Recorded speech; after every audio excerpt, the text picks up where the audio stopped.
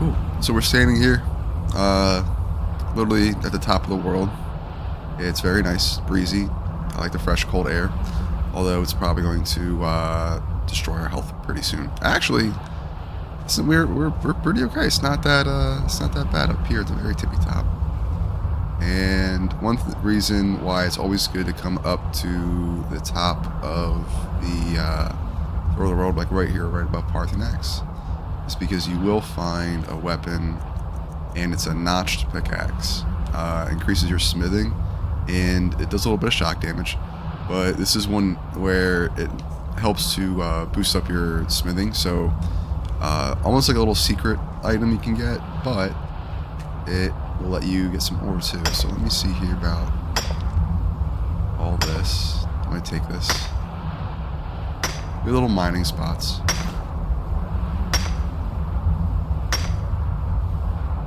Ooh, more veins depleted. Alright. Let's take a peek here.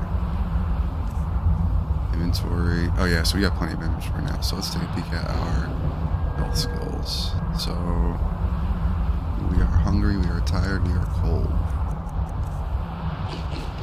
Here's that up. So not quite sure where Janessa is, but she'll be hanging. Grab these all real quick. Yeah. Oh. And I know I always forget about how long the Skyrim main quest takes, because I feel like it's easy to get lost with a million things in between. Because, like, hey, right now we have to go over the College of Winterhold, and it's awesome, it's fun, but then you get sidetracked doing all the college quests, and you're like, well, let me be Archmage real quick before I fight Alduin. That'd be cool, right? And it would be cool. But we are a humble merchant. We are mostly just concerned with getting these dragons off of the road so that our trading caravans are safe traveling. And I like that little goal. It's manageable. It's direct. It has reasoning. Okay, cool. So, Janessa's right down there. Cool. So, we just came back after meeting Parthenax, and we had to go find an Elder Scroll. And it's like the first time we've heard about that so far as a character. Like, what the fuck is an Elder Scroll? What are you talking about? And before we're going to head on a journey, we just run up here real quick because there's a notched pickaxe, and it's really amazing because it's almost like a little secret weapon, but gives you increased smithing while doing extra shock damage as well. But this really helps you to push your gear and upgrade points pretty early, pretty quickly. I mean, depending on how fast you do this main quest line. Right now we're on survival, so it's taking us literally, like, we have to walk, we have to ride our horse everywhere because we can't fast travel. The only fast travel is by the carriages, and then like a couple towns have little boats that can take you from like Windhelm to Solitude, things like that. So here our next goal is we can learn about the Elder Scroll. Optional to talk to Arnir.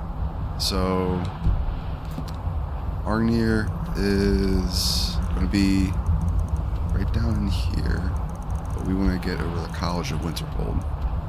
That's where it's going to be the next stop. Alright. So let's head down this way.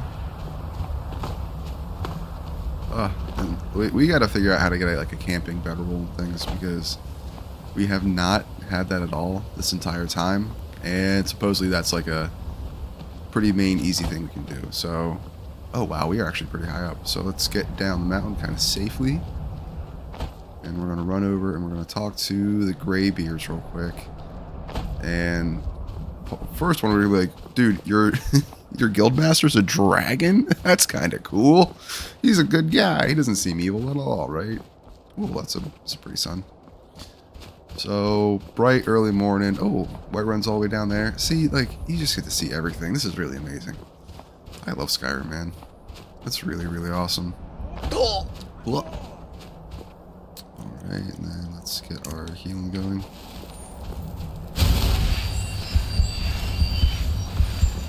Good.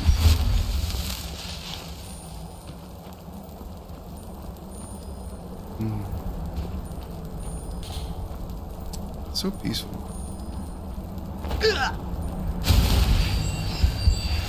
go. We are going to do a quick pause, quick save. So there we go. Got our bag.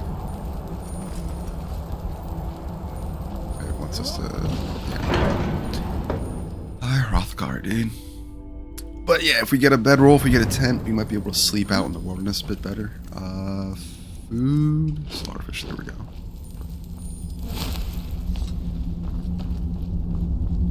Alright, Einarth. Arngir. So, you spoke to Paarthurnax. The dragon blood burns bright within you. Did he tell you what you wanted to know? Did he teach you the dragon rend shout? No, but he told me how to find out. Well, so be it. If he believes it is necessary for you to learn this, we will bow to his wisdom. I need the Elder Scroll the ancients used. Do you know where to find it? We have never concerned ourselves with the scrolls. The gods themselves would rightly fear to tamper with such things. As for where to find it, such blasphemies have always been the stock and trade of the mages of Winterhold. They may be able to tell you something about the Elder Scroll you seek. Alright. Is there any other way to defeat Alduin? Perhaps not. But this shout was used once before, was it not? And here we are again. Have you considered that Alduin was not meant to be defeated? Those who overthrew him in ancient times only postponed the day of reckoning. They did not stop it. If the world is meant to end, so be it. Let it end and be reborn. What's so bad about the Dragonrend shout? It was created by those who had lived under the unimaginable cruelty of Alduin's dragon cult. Their whole lives were consumed with hatred for dragons, and they poured all their anger and hatred into this shout. When you learn a shout, you take it into your very being. In a sense, you become the shout. In order to learn and use this shout, you will be taking this evil into yourself. And what do you have against the Blades? The Blades were born of dragon-hating crusaders. They still carry that legacy, although they may not remember from whence it came. They carried out a genocide of dragons when they first came to Tamriel. And now, they will do it again. With your help. And then the dragons are terrorizing Skyrim. Don't you think they should be stopped? That may be what you were here for, Dragonborn. But stopping Alduin is one thing. Helping you wipe out dragons again is quite another. Dragons are part of the natural order of the world. The Blades thought to change the order to suit themselves by wiping out the dragons. But again, we see that the natural order will be restored one way or another. Perhaps we would have dragon allies against Alduin if the ancient Blades had not acted so arrogantly.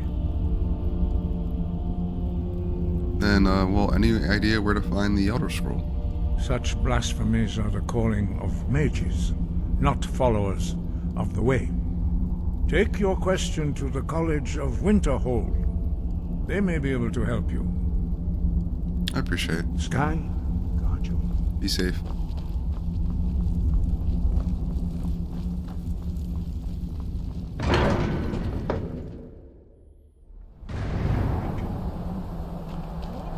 They've got no bed to sleep in. Alright, so let's see here. Alright, we're gonna go down Whiterun. And then we'll go up to Winterhold. Alright, horse. Love you, I'll see you soon. Meet me back at, what, probably Winterhold is where I'll see you next. But we're gonna jump down here. We gotta go down to Whiterun. Oh! Whoa! Didn't realize it was that far of a fall.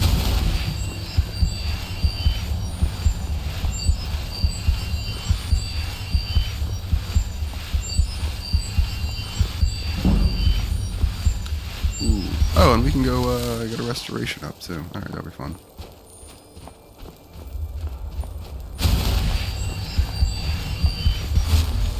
Okay. So what do we have in our inventory?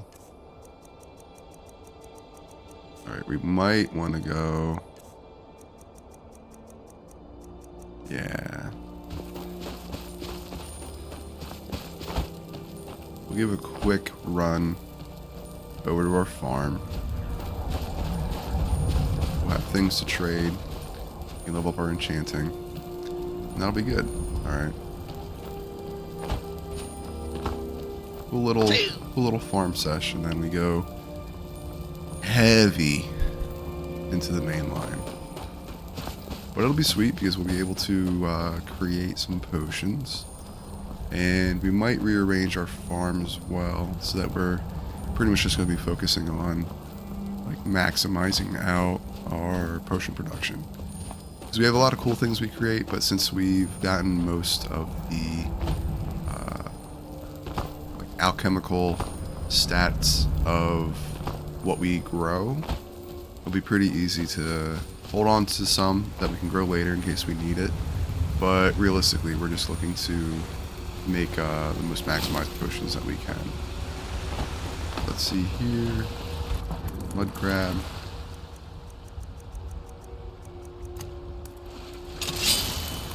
Gotcha. Yeah, buddy. Ooh. Alright, we got our sick dragon hunting gear. We like that a lot. And let's see if we can go find anything. Alright, let's get Janessa here. Where you at, girl?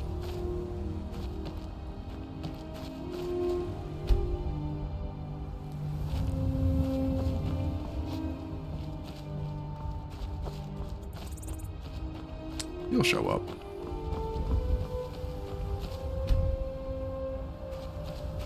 Alright. How far away are you? Where are you? Where are you running from? Are you all the way up at the top of High Hrothgar?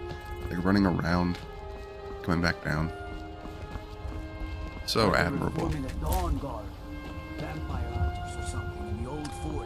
Yes. So we will do Dawn Guard after we clear out the main story. I don't know if we want to do Dawn Guard or if we want to do the like Dragonborn Solstheim DLC first. But it's pretty cool. But especially since we're going to the college, we would want things to sell. So Need how a do ride? you... I can take you to... Where do you want to go? Alright, yeah, let's go to Windhelm and Climb then and back, and we'll be off. Thanks, bud. Well, let's go sell. Let's go buy some stuff first.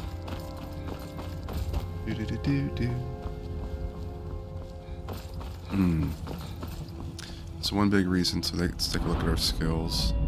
We got destruction, conjuration, illusion, alchemy. Oh, speech is getting up there, but we did just reset our enchanting as well. So we kind of want to push that back up to 100. We have a really good set of armor, pretty much like end game set of armor.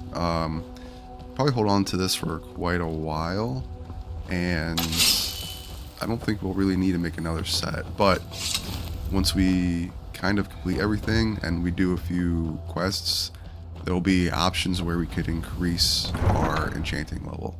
So I think that'll be really important, is to be able to tune that up higher. And when we do, we'll be able to make armor that's like way more potent and powerful. What's up, Janessa? What's up, girl? You're someone who can get things done. Well, what do you got for sale? Blades, helmets, pretty much anything to suit your Hey, needs. Dwarven, ebony, and leather strips. Well, let's get some steel ingots. Let's get some iron, leather strips. Don't We'll forget to make check some inside the shop if you need anything. daggers real quick.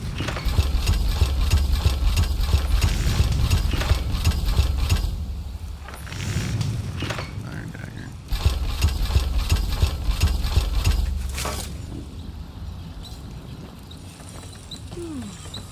And then We're one of the same trade. if that is what you wish.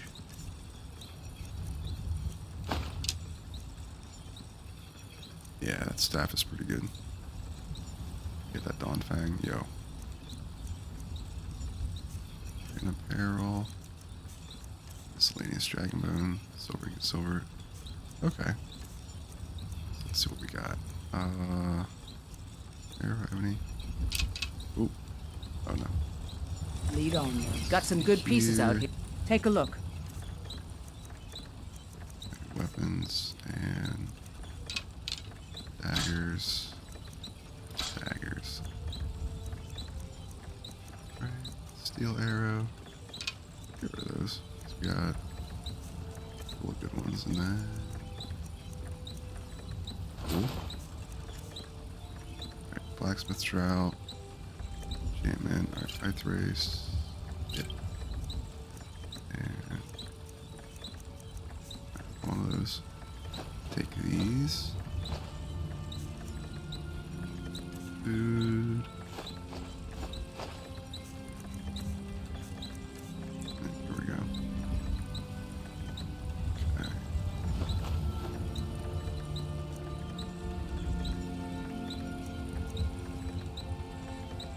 Ooh.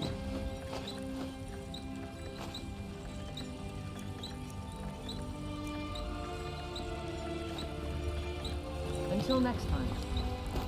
Alright, and we just want to get a little bit more silver ore. We'll do our enchanting. And level 4, what's up? Got something for just about everybody in here. Appreciate you have You silver. and me. Trinkets, odds and ends, that sort of thing. I'll take your soul gems. Gold ore or silver ore? No. That's okay. What we got here? Oh, sweet. Alright, sapphires we want to hold on to. We still need dinosaur, malachite ore, ruby, and sapphire. Alright, cool. Do come back. And then one more buddy we can check on. You Hi. look sick. Finest cut. Oh, a bit of this and a bit of that. Okay, let's see. See the meat. Oh, you don't have anything cooked, dude. Okay. Good hunting. Thank you.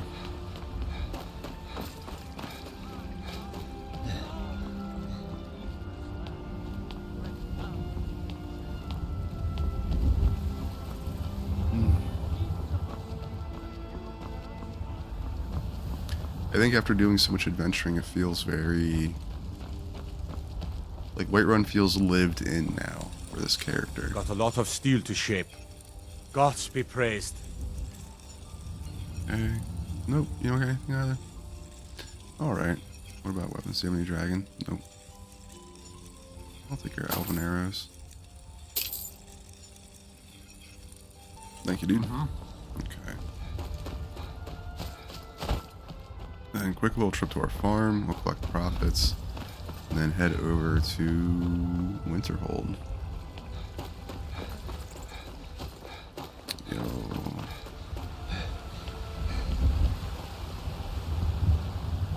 There's a Oh yeah, we got our little hut here. We can sleep. Reason's so nice. Nice little cozy cottage, right? And it feels like it's just about the size that it's represented as. Alright, so we have... Alright, lots of things we could sell.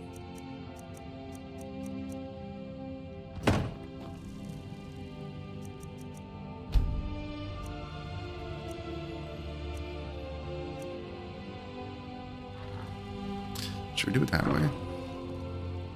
Why don't we do that? Why don't we just take all of these items and we'll sell these over.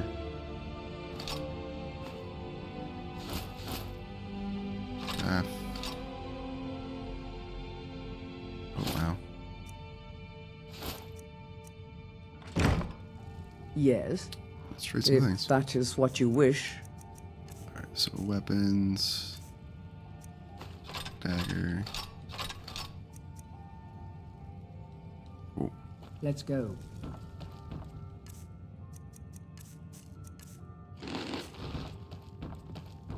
So honestly,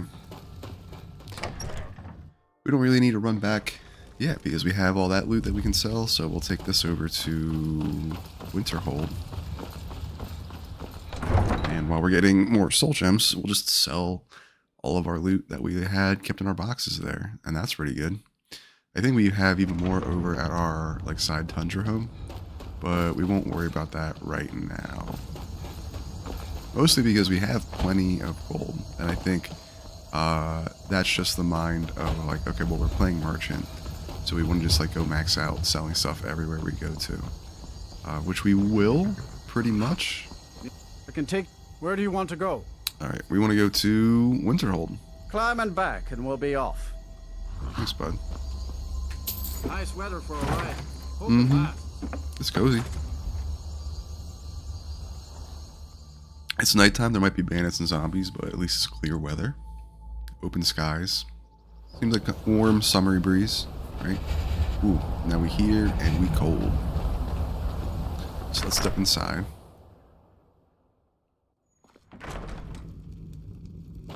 Alright, and then, good sir. If you've business with the college, you're welcome to stay here. It's where most of our... Drink for the thirsty, food for the hungry. So we want to get some... Oh, that's some good wine. Alright, some cooked fish, grilled chicken breast, seared slaughter fish. We're going to take all of that. Good day. Then fellow, how you doing? Dagor, take a look.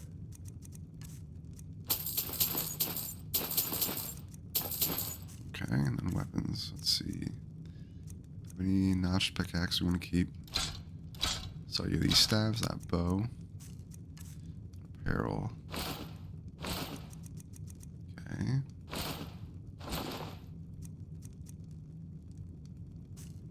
Ooh.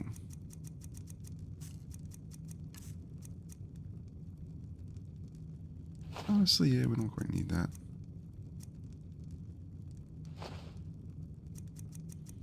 Fair. We're one of the same kind, if that is what you wish. Yeah, so let me have...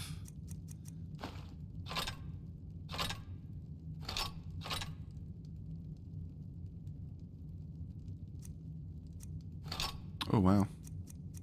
It's kind of perfect. Apparel, you're set, and miscellaneous. You just got some dragon skills on you. We should have dumped those at the house, but it's okay. Huh? Hi, what's up? There we The go. mages don't let us go in the We can sell those if we need to. But alright, let's head up to the college. We have a couple things. So we did find the big glowing orb ball at the Sarthal, but from there we went back to like Whiterun, and then we went up and we did more Greybeard's things. So here is pretty sweet because we're going to complete that part of the quest. That'll move forward. And then from there, we'll also ask them about the Elder Scroll. And then we have like very important things. We're progressing, you know, the storyline, this part of the world too. Ooh, very chilly, very cold. So let's go chat up some nice people. Maybe we'll do a quick little nap here. That way we're rested. And food.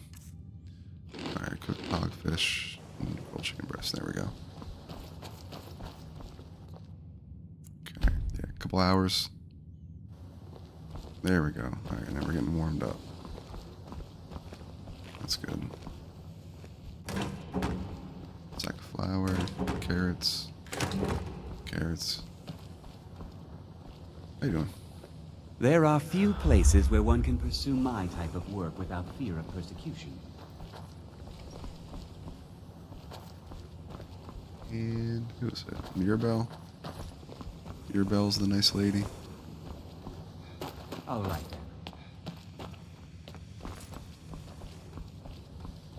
I do like the college at Winterhold. It's set up very plainly, very cleanly. There we go. Restoration. No, Colette. There we go. Why are my research material? I like I'll training gladly Listo. share my knowledge with you. We really need you to get this to 60, and we appreciate that. So, you wish to master the arcane arts? A little bit.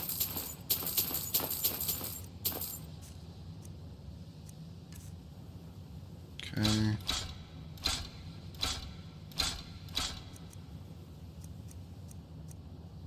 Good. Art and apparel.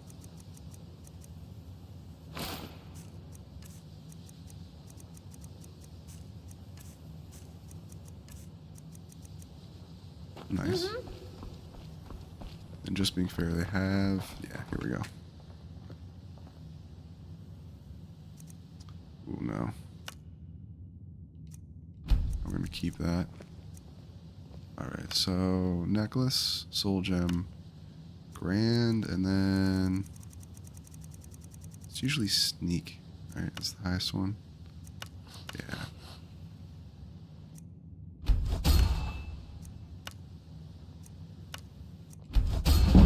There we go. Ooh, is there someone that can train me in enchanting up here? Probably won't need it. Once again, I have found very insulting notes left in my personal effects. Simply barbaric. That's so rude. I think you might get picked on Just because I don't fit in here is no reason for spells and because you're so incantations reactionary. for those with a talent to cast them. Alright, weapons, art apparel, and... Oh. Yeah, there we go. Alright then. And let's see what our skills are. So, chanting, our destruction's at 62. We want to push this up higher. No, that's good. Impact, 40. Okay, that's good. Conjuration, we can push that up if we wanted to. Anything at 60.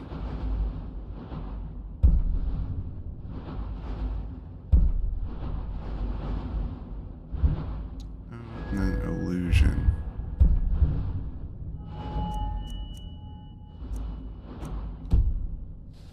Honestly, while we're here, I'll gladly share my knowledge with you. alright. Look, we can push Resto to 100. Like, just the better our Resto is doing, I know the better off we'll be overall in the entire game. So I'm cool with that. Ooh, alright. Until next So we do want to buy... Mirabelle, so, you More wish soul to master gems. the arcane arts. Ooh. How you doing?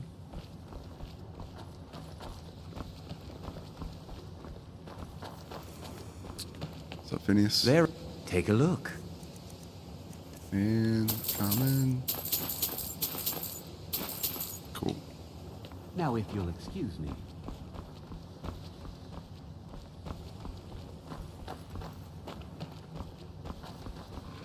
Alright. So you guys are all set, and then... Oh, there it is. Enchanting services.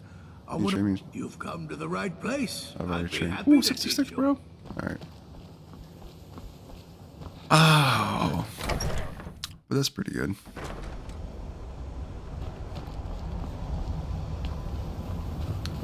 Nice. Now we got business. Well, that's good. We're starting to clean out most of our backlog of adventuring inventory, which is really good. Alright, so let's go talk to the Archmage real quick and let him know, hey.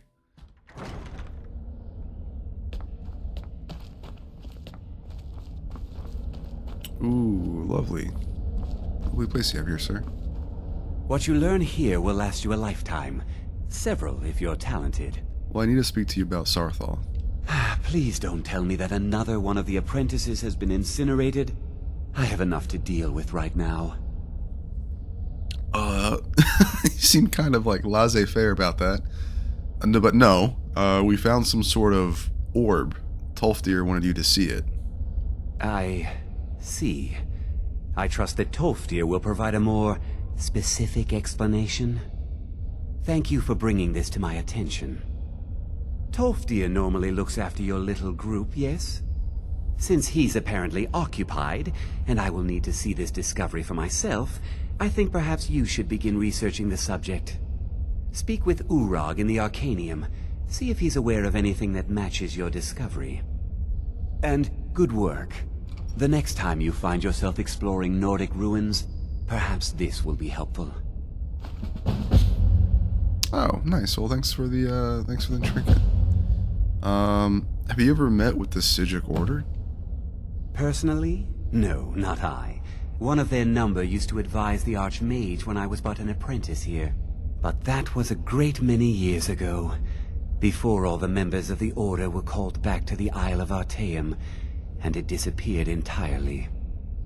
Oh, wow. All right, then. Thank you. Okay, and then... Does this go over to... Yeah, cool.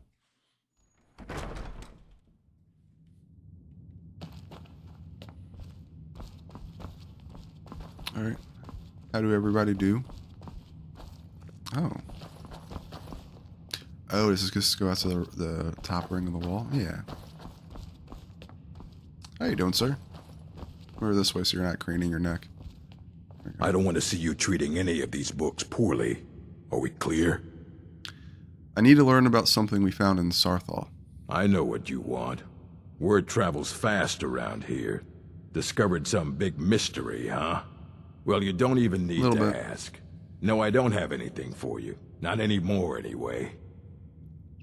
You don't have anything that could help? I said not anymore. Orthorn stole a number of books when he ran off to Felglow Keep to join those summoners.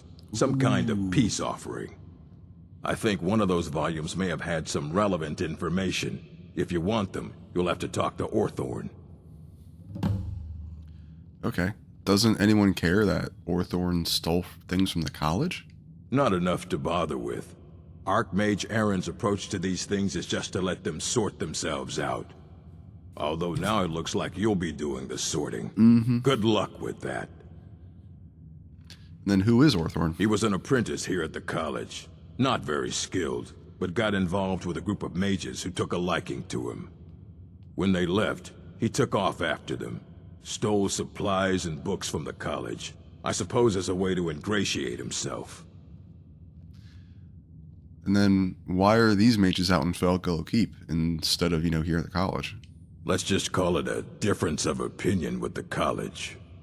They were interested in research that goes outside the bounds of what the college allows, so they were persuaded to leave. And then you take your work very seriously. Of course I do. If I didn't, most of these books would have been burned to ashes or dissolved to nothing before the Third Era. Mages need to be reminded to be careful around research materials. But, one more thing. I'm looking for an Elder Scroll. And what do you plan to do with it? Do you even know what you're asking about? Or are you just someone's errand boy? Of course I do. Do you have one here? You think that even if I did have one here, I would let you see it? It would be kept under the highest security. The greatest thief in the world wouldn't be able to lay a finger on it. What about the Dragonborn? What about? Wait. Are you? Were you the one the Greybeards were calling? I'll bring everything we have on them, but it's not much. So don't get your hopes up. It's mostly lies, leavened with rumor and conjecture.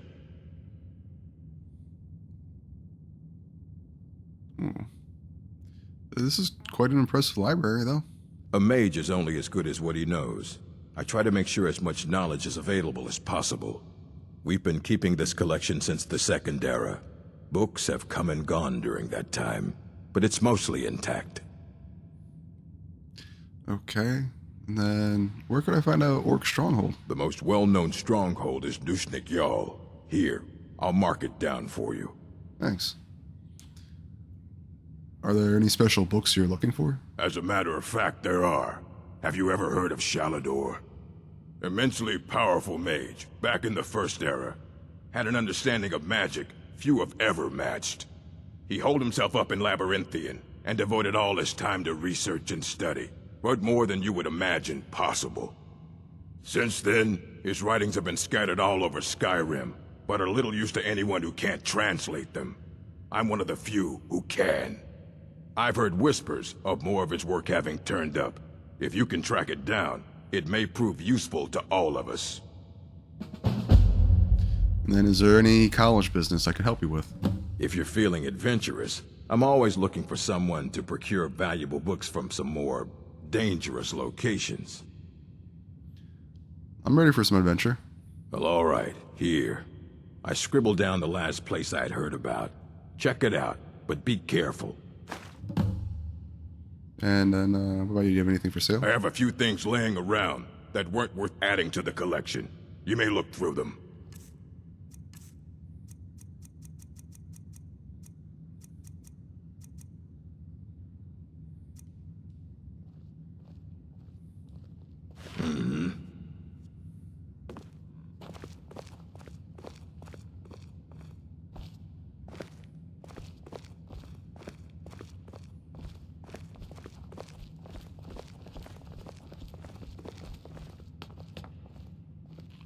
Here you go. Try not to spill anything on them. Ruminations on the Elder Scrolls. Discerning the transmundane. Imagine living beneath the waves with a strong-sighted blessing of most excellent fabric. Holding the fabric over your gills, you would begin to breathe drink its warp and weft. Though the plant matter fibers imbue your soul, the wretched plankton would pollute the cloth until it stank to heavens of prophecy. This is one manner in which the scrolls first come to pass. But are we the sea, or the breather, or the fabric?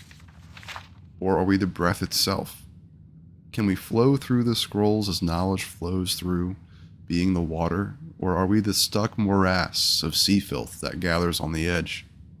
Imagine, again, this time, but different, a bird cresting, the wind is lifted by a gust and downed by a stone. But the stone can come from above, if the bird is upside down. Where, then, did the gust come from? In which direction? Did the gods send either, or has the bird decreed their presence by her own mind-making? The all-sight of the scrolls makes a turning of the mind such that relative positions are absolute in their primacy. I ask you again to imagine for me, this time you are beneath the ground, a tiny acorn planted by some well-meaning elf maiden of the woodlands for her pleasure.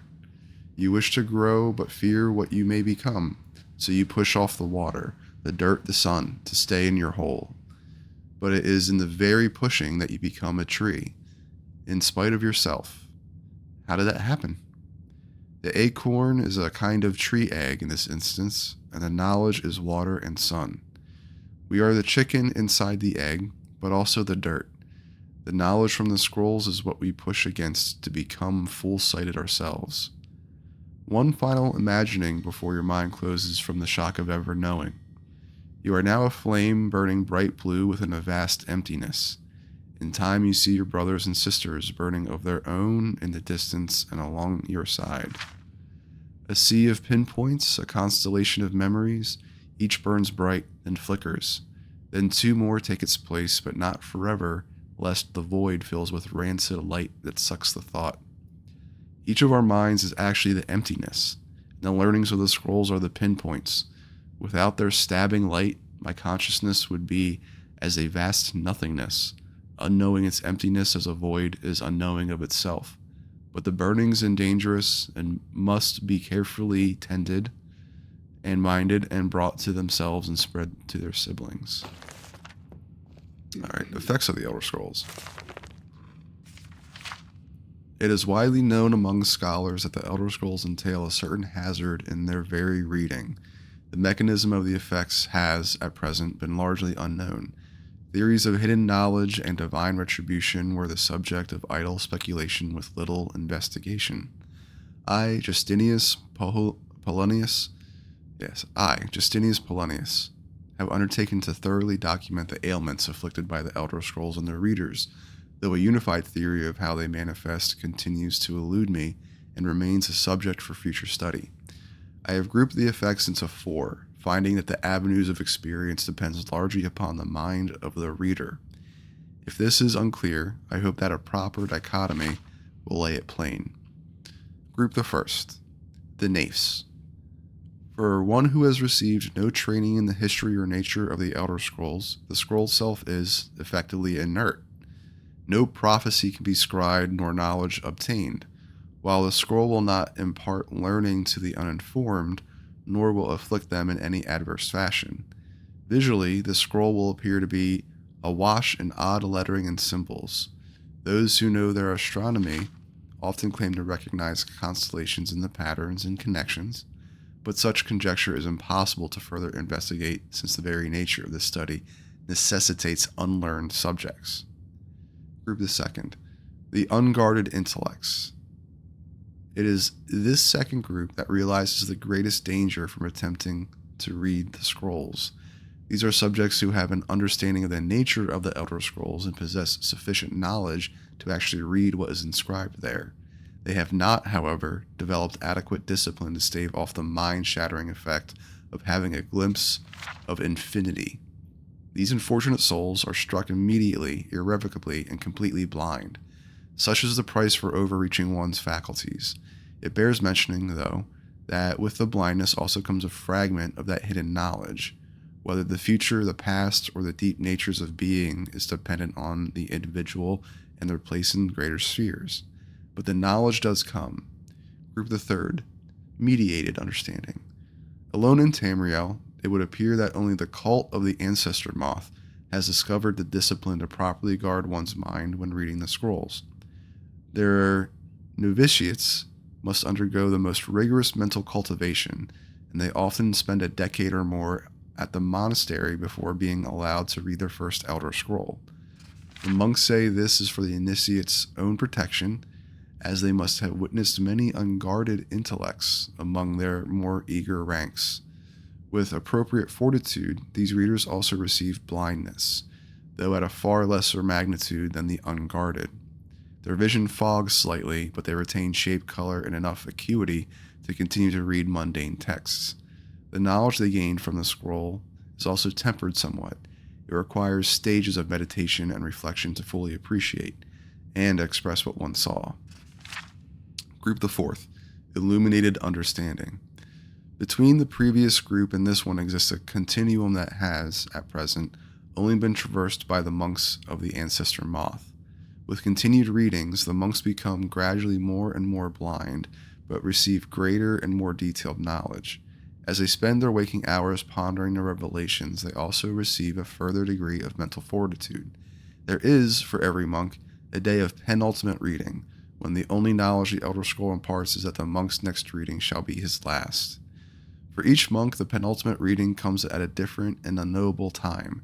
Preliminary work has been done to predict the occurrence by charting the severity of an individual monk's blindness, but all who reach these later stages report that the increasing blindness seems to taper with increased readings.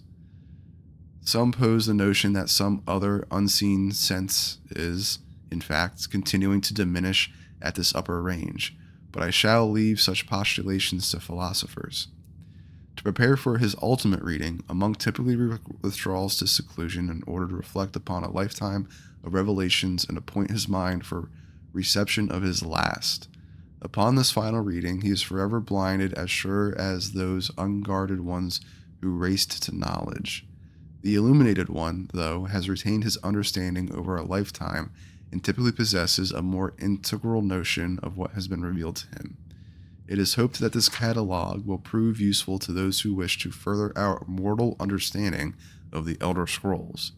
The moth priests remain aloof about these matters, taking the gradual debilitation that comes with reading as a point of pride. May this serve as a useful starting point for those hoping to take up such study. Dictated to Anstius Mecham, 4th of last seed, in the 126th year of the Second Era. Oh wow, some Second Era shit. This Ruminations book is incomprehensible. I got it. I understood That's it. the work of Septimus Cygnus. It He's the world's master of the nature of Elder Scrolls. But, yeah. well, he's been gone for a long while. Too long. Where did he go? Somewhere up north, in the ice fields. He said he found some old Dwemer artifact, but well, That was years ago. Haven't heard from him since. Okay. I think the college is due for a change in leadership. You look a bit peaked. You sure you shouldn't be home in bed? Let's see. We're just a little hungry. Oh. Where we get Gutworm from? Your potions. Food. There we go. How you doing, sir? You there. I have questions for you. You were in Sarthal, yes? It has come to my attention that something was found there. Maybe. I know full well that you have. Please do not insult my intelligence. Tolfdir is still there now, is he? I shall expect a full report when he returns. Why does this matter to you? Something was discovered in Sarthal that was significant enough that Tolfdir sent a new member of the college, alone, to deliver word. That sounds precisely like the sort of thing that should matter to everyone, especially me. Thank you for your help. You may go now. I mean, I'm just a messenger. I don't think it's that crazy. Like, if you said you saw me coming out of the Archmage's quarters, that'd be something important, but...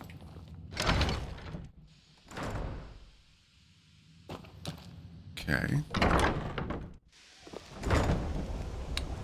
So there's some crazy monks. Very helpful. Just don't antagonize him. You're good. Ooh. Alright, way up there. Alright, cool. You know, they say knowledge is its own reward. Yeah, knowledge is power and the power is yours. Ooh, super pretty snow village. But it is freezing cold. Let's see.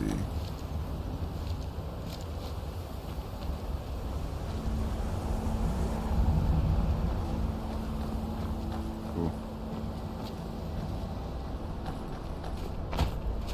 Alright, this is not going to be the type of place to take our horse.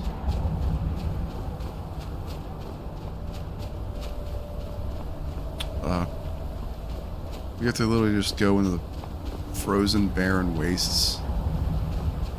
Okay, cool. I mean, be very, especially on survival, be very rare for someone just to like stumble across this this moth priest. Okay, cool. Yo, look at us. Making our way downtown, walking fast, down. Do do do do do do do. Do do do do do do do do. Go. Alright. Oh, come on, Janessa, where you at?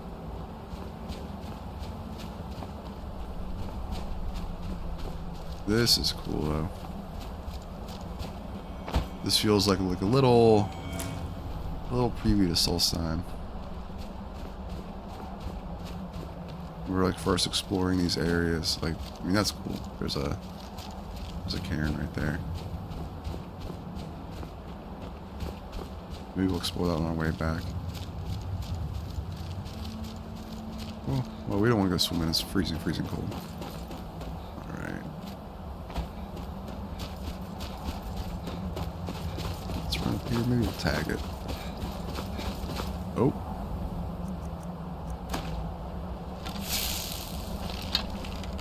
Alright, well, there's a skeleton up there.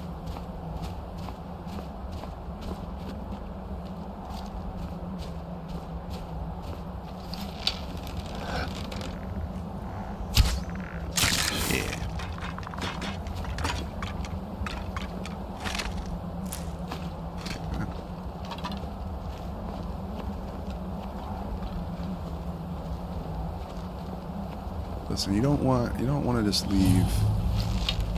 Ooh, Sky Temple enemies. You don't want to leave undead just like walking around.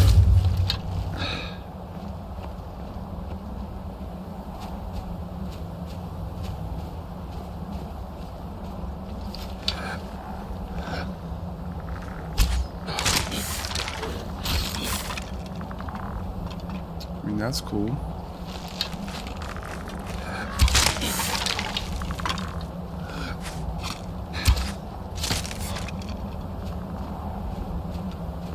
What we got going on up here, though?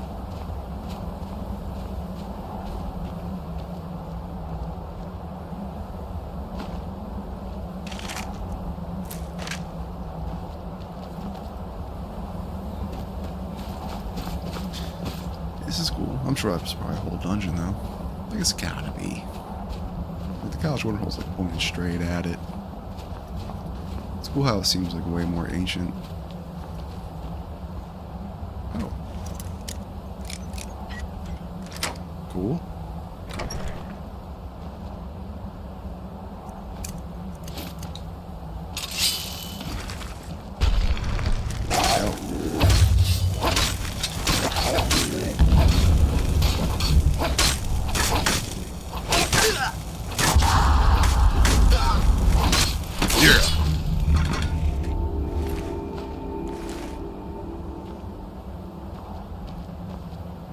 Ooh.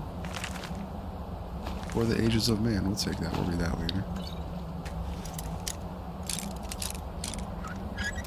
Ooh.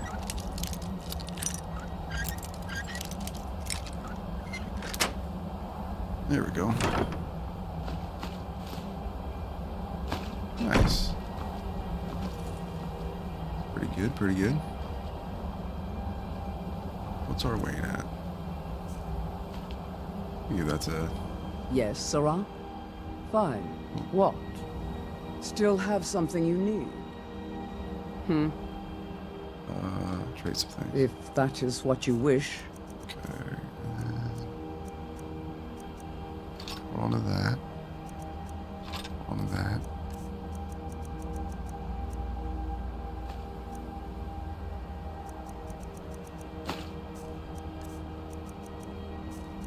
And then... Oh, the stuff we're carrying, is it mostly the soul gems? Probably the soul gems, right? Unless this is now being counted. We got our notch pickaxe too. Oh, those things are good. Let's go. Cool. Oh, neat. Oh! Yeah, I'll take that. Oh, nice. Ooh.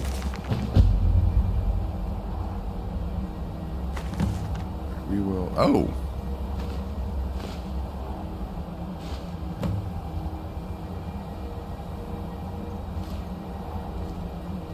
Sea stallion.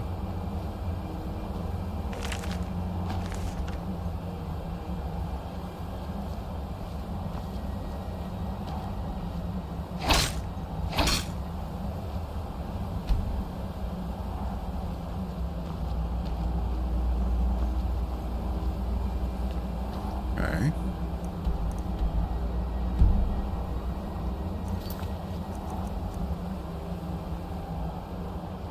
At Sky Temple Ruins found the body of a mage who was attempting to obtain 3 sigil stones to restore her magical items. However, I'll need a special ring to summon the necessary Daedra, which the mage accidentally shipped away on a cargo ship called the Sea Stallion. I'll need to visit the East Empire Company and find out more information about where our cargo ship was headed. Okay. Cool. Alright, little mystery there. Glad we stopped up here and found a way to go for some ancient artifacts. That'll be dope. That'll be dope. And let's go this way. Alright.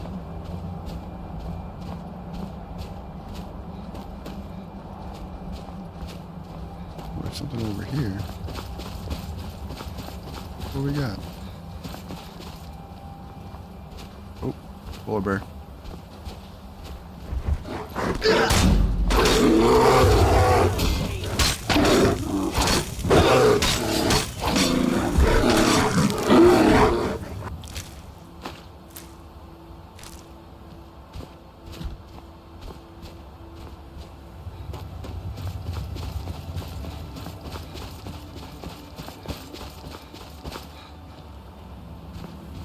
Oh, neat. okay. This will probably be tying up to that. 3 spots. Says we need 3 sigil stones. What's up, Horkers? You guys having a good time?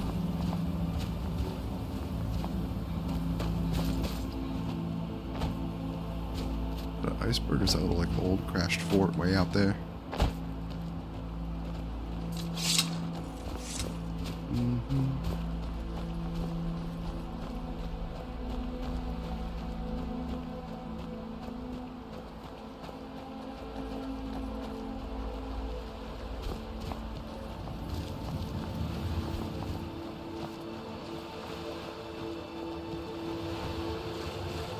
Ooh.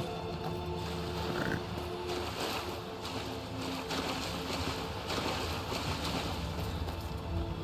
Oh, okay. Not terrible up here. Freezing cold ice water, but apparently it's not ridiculously cold, which is good. Looks like we gotta get over that little ice mound. Oh, that's cool.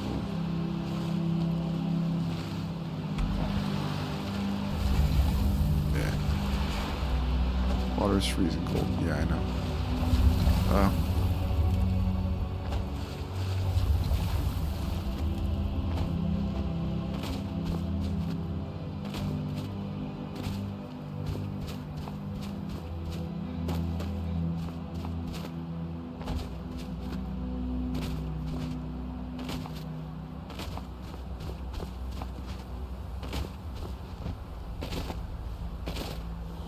Oh, wow. Got a boat. Where does the boat take you?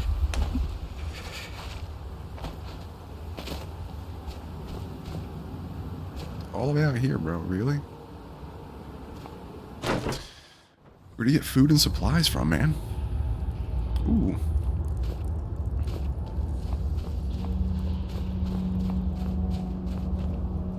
Oh, this is neat.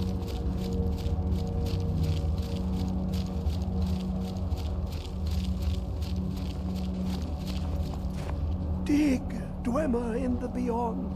I'll know your lost unknown and rise to your depths. I heard you know about the Elder Scrolls. Elder Scrolls, indeed. The Empire. They absconded with them. Or so they think. The ones they saw. The ones they thought they saw. I know of one. Forgotten. Sequestered. But I cannot go to it, not poor Septimus, for I have arisen beyond its grasp. So, where is the scroll? Here. Well, here as in this plain. Mundus, Tamriel, nearby, relatively speaking. On the cosmological scale, well, it's all nearby. Well, can you help me get the Elder Scroll or not? One block lifts the other. Septimus will give what you want, but you must bring him something in return. What do you want? You see this masterwork of the Dwemer, deep inside their greatest knowings. Septimus is clever among men, but he is but an idiot child compared to the dullest of the Dwemer. Lucky then they left behind their own way of reading the Elder Scrolls. In the depths of Blackreach, one yet lies. Have you heard of Blackreach? Cast upon where Drimmer city slept, the yearning spire hidden learnings kept. Where is this Blackreach? Under deep, below the dark, the hidden keep, Tower Mzark. Oftand, the point of puncture, of first entry of the tapping. Delve to its limits, and Blackreach lies just beyond. But not all can enter there. Only Septimus knows the hidden key to loose the lock to jump beneath the deathly rock. Alright, so how do I get in? 2 things I have for you. 2 shapes. One edged, one round. The round one for tuning. Dwemer music is soft and subtle, and needed to open their cleverest gates. The edged lexicon for inscribing. To us, a hunk of metal.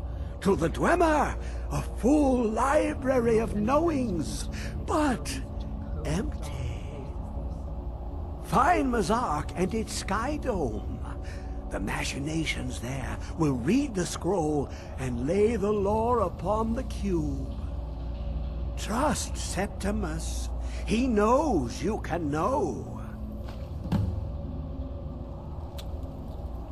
Okay. What do you want with the Elder Scroll? Ooh, an observant one. How clever to ask of Septimus. This Dwemer lockbox. Look upon it and wonder. Inside is the heart. The heart of a god. The heart of you and me. But it was hidden away. Not by the dwarves, you see. They were already gone. Someone else, unseen, unknown, found the heart, and with a flair for the ironical, used dwarven trickery to lock it away. The scroll will give the deep vision needed to open it. For not even the strongest machinations of the Dwemer can hold off the all-sight given by an Elder Scroll. And then what is an Elder Scroll? You look to your left, you see one way. You look to your right, you see another. But neither is any harder than the opposite. But the Elder Scrolls, they look left and right in the stream of time. The future and past are as one. Sometimes they even look up. What do they see then? What if they dive in? Then the madness begins. And what do I do with the cube? To glimpse the world inside an Elder Scroll can damage the eyes or the mind, as it has to Septimus. The Dwemer found a loophole, as they always do, to focus the knowledge away and inside without harm. Place the lexicon into their contraption, and focus the knowings into it. When it brims with glow, bring it back, and Septimus can read once more. And what do I do with the sphere? The deepest doors of Dwemer listen for singing. It plays the attitude of notes proper for opening. Can you not hear it? Too low for hearings? I appreciate rumination. The Chimarvamidium. Chimer or Chimer? Alright.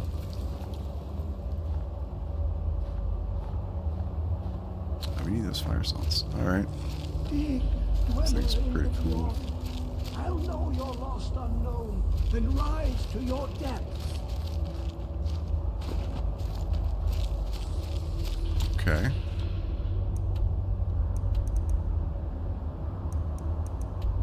Ooh, okay. So offhand.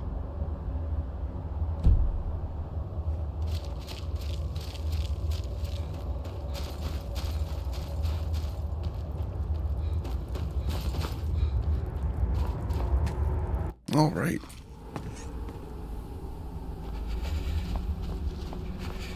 Ooh.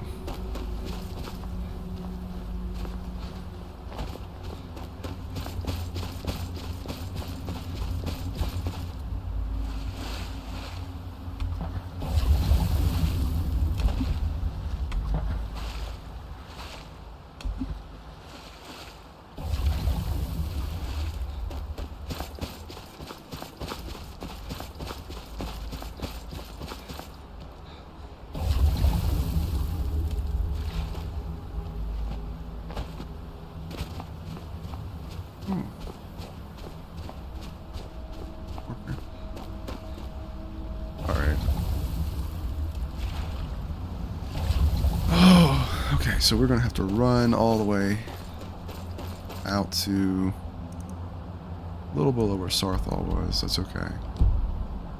That's far. So we're gonna run there, see if we can at least get down to Blackreach. So I like this too, at least for like this character.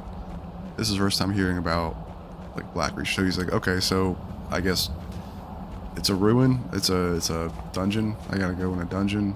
All right, cool. It's like I ran into the Dwemer like once or twice. Yeah, this doesn't sound like the worst. We can handle that. I think we got that. But the hard part is surviving the elements and getting all the way back out there.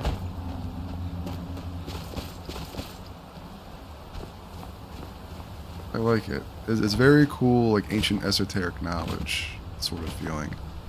And I think that's a often overlooked thing. Like it's very easy, and I think that's like a cool part of like the player base and like player mindsets and what kind of happens through a lot of this. It's like very easy to. Ooh, how do we get back up? Well, I guess we go around. All right. Best way is just go around. So it's very easy to just be like, okay, well, the Greybeards are just, you know, that's their type of magic is the voice. But in a big way, like, a lot of what Arngir said before we headed out here to find the Elder Scroll, like, wrapped it up pretty nicely. So, like, dragon shouting is, like, true magic in a way. Like, dragon shouting is, like, the original, like, almost in a sense, like the original, like, coding for reality. So that's why speech was so highly revered, because the first speech was literally rewriting and reshaping reality. And then that's what their power was. So if they said stuff like, you know, maybe there was a conversation. Maybe someone was like, you're being a jackass. You're the, like, you know, son of a whore mother or something like that. Like, it would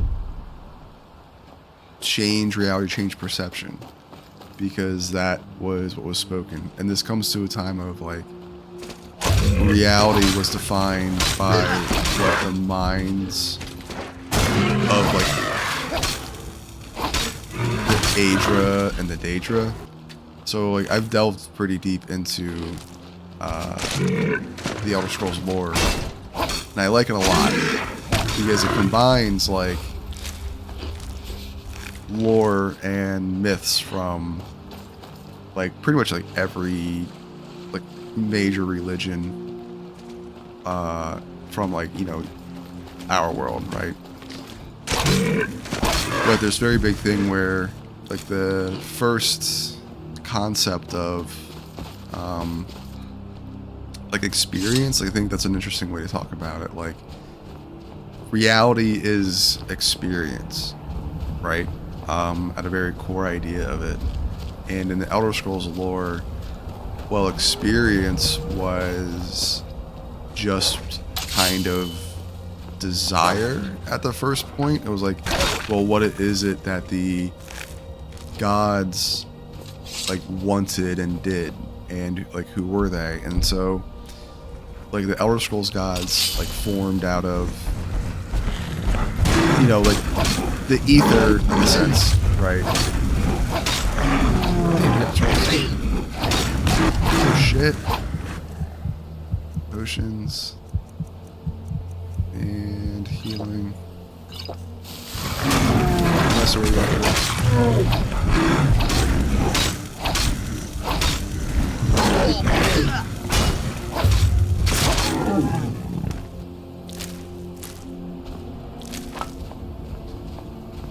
And so the Elder Scrolls gods, like, formed out of, like, experience in a certain sense. There you go, what's up? I'm numb. We might have to go to Sarthal just to, like, warm up a little bit. That's probably what we gotta do.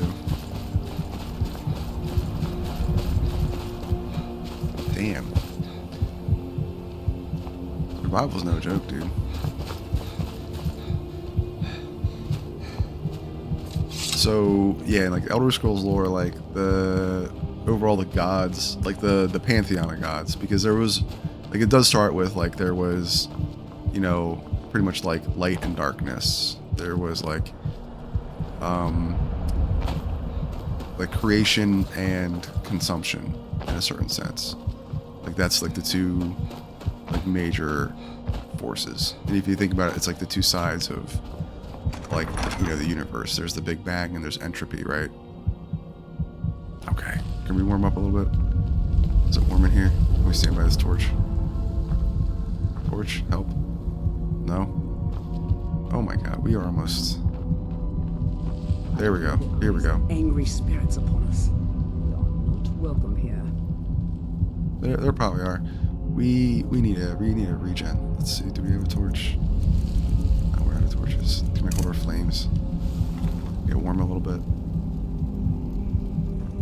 Look at this. We are covered in frost. So yeah, with Elder Scrolls lore, it pretty much starts like there's the two main gods.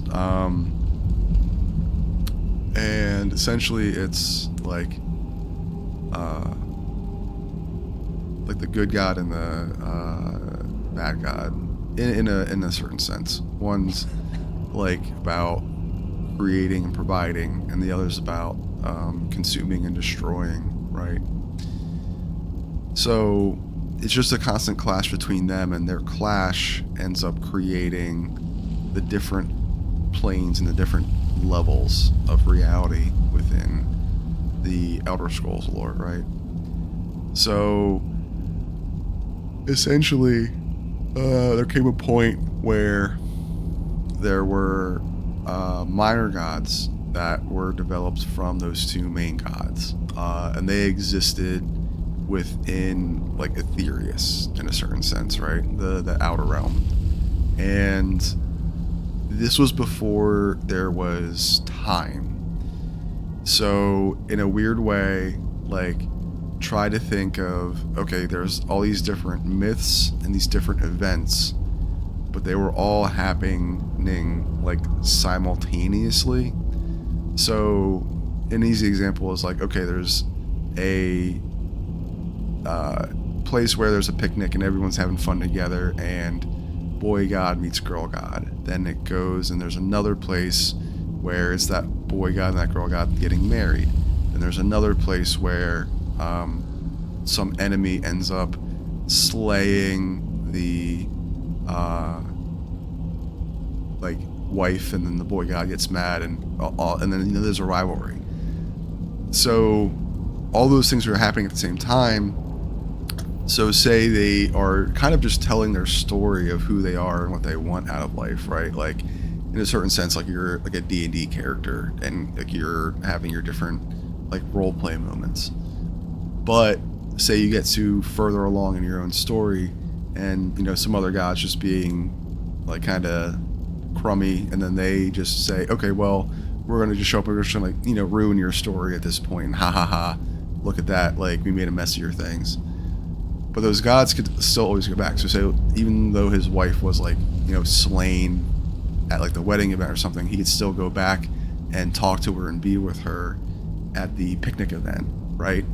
So it's really interesting because It is strange to think that these chambers were once home to the ancient Nords. like things were inconsequential, right? Because, oh, well, yeah, maybe they stabbed him and they weren't there at the dinner party and that's where they ended up dying, but you can, like, they didn't matter. It's like, okay, well, that one RP scenario is just, like, kind of ruined. Like, you know, like a bad episode of a TV show that you skip, right? So it's like, oh, you don't have to show up there anymore. Like, that's just how it was. That's what happened there. And so that's where these things were inconsequential. Like, the gods were very... like whatever about how they treated each other and what actions they took and what, you know, made them motivated in what they did. So once time was created, it then caused consequence, right? So like in a very simple way, like in the at least Elder Scrolls lore, like the time before time, like the era before time began, was very much about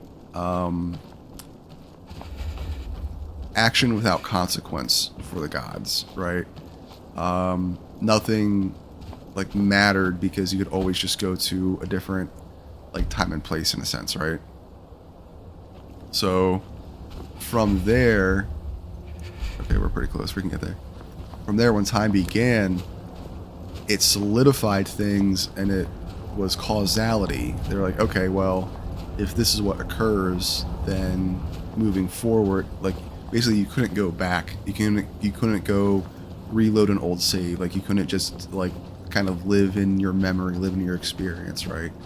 So when time began, then that's what caused a lot of actual anger and competition and revenge, and a lot of like, well, why? Like, why did you do that?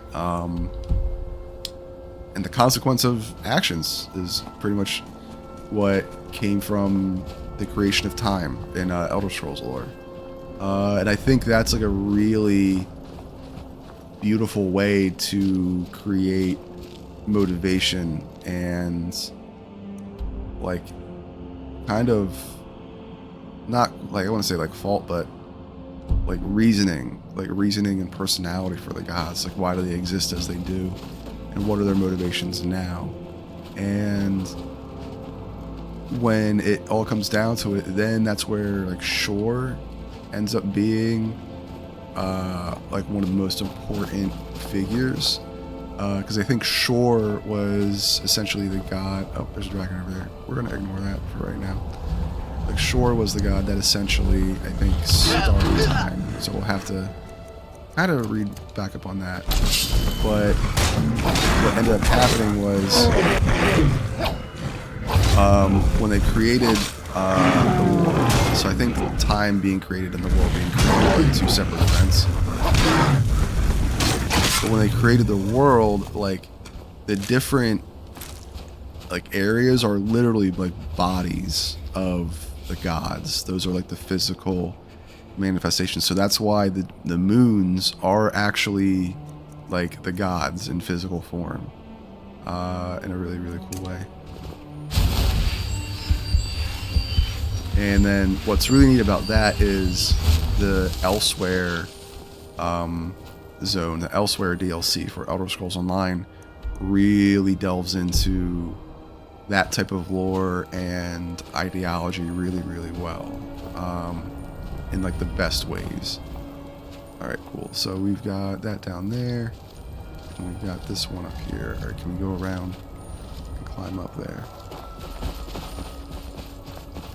And so it gets very esoteric and metaphorical, but at its core, I think that's part of like Elder Scrolls theology, is that metaphor and like reality and facts are interchangeable at certain points.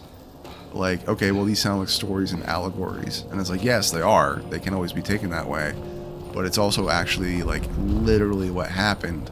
But what's really cool is like, since that like era before time really began, all of the different creation myths, like in a certain way, are technically true. Like all of those things happened or were happening, and people had a different hands in creating like Mundus and creating reality. And from there, let's see here. So it's locked. Yeah, it's locked. How do we open it up? There's a little lever in there, right? Somewhere. So when time began, then all these things coalesced, and like, you know, basically a bunch of different puzzle pieces had to like fit in with each other best they could. And so that's why there's a lot of different stuff that's overlapping, and there's like contradictory things at times. And there's some gods that like are this way or that way, and they have the same name as others, and with different names and different cultures act and like treat them differently. That's because, no, they showed up to different like peoples and different cultures in different ways with different names, because they were telling different stories. They were basically like a lot of actors at a certain point, like role playing out what they thought, you know, the world would be, or like what's the best way to shape the world. All right, cool. So we gotta go down there. Yeah. All right, so let's get inside so that we are safe. And so from there, then it just becomes like iterations of the gods, kind of. Here we go. Perfect. It becomes iterations of the gods, like interacting and essentially like playing out their stories and playing out their parts. Let's see. Let's load up some Bongo Cat and have some fun. And let's send off some fireworks. Pew pew pew. And Bongo Cat. Here we go. Pew pew pew.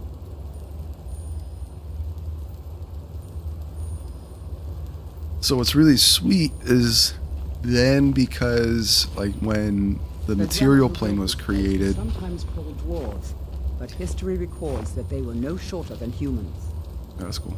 So when history was, like when Mundus was created, the physical plane, there was essentially the selfish gods and the like unselfish, like the kind of the gods that were okay with their power and kind of going outward and learning more.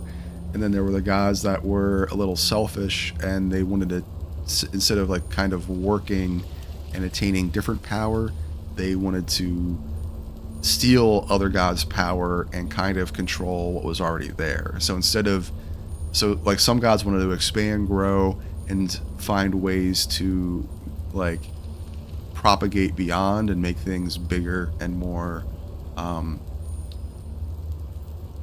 like progressed, right?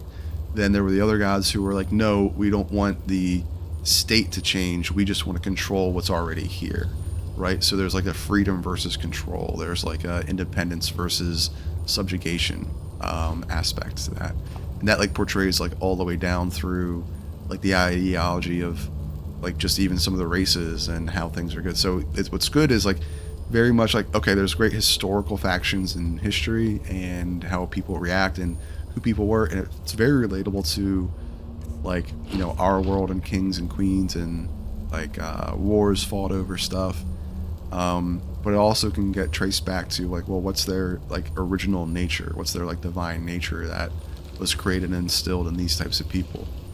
So that's why like the different like races and species of Skyrim seem pretty uniform within their own culture, is because they legit are kind of like derivatives from different gods that were like portrayed down.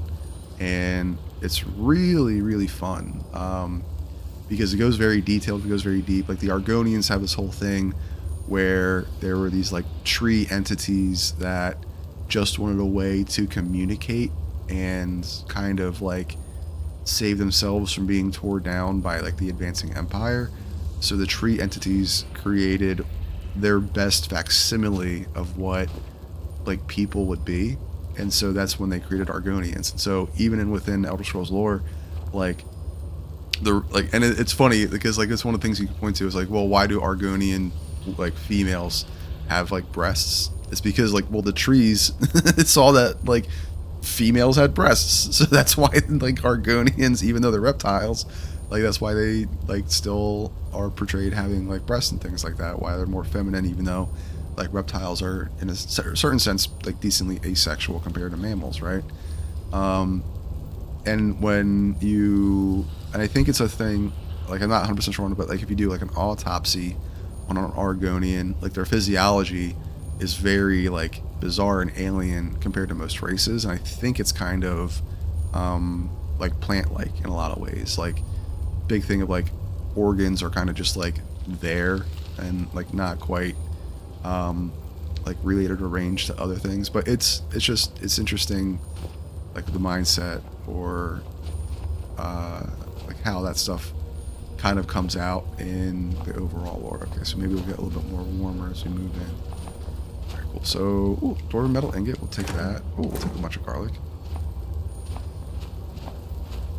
And so, but that's really cool. So essentially, with the gods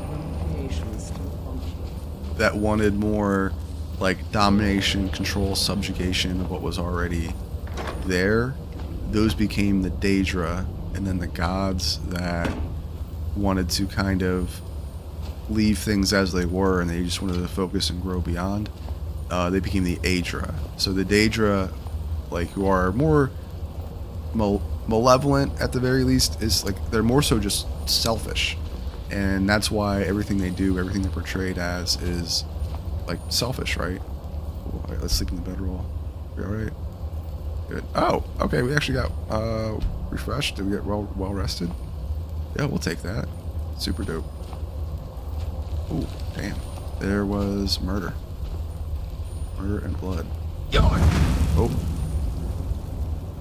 Let's see my eye. And so essentially what happened was there was this like conversation, and I think this is where like Shore came into play, but there was a conversation between like the two sides, like the the gods were constantly at war, this, that, and the other. And the entire Dwemer race will one day return just as suddenly as it vanished. that'd be really cool. And so essentially the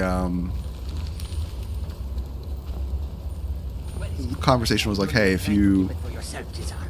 You always try to keep it for yourself. Oh. No, there's got to be more scoop. Shut up, shut up. You're like Tizar. You hid it.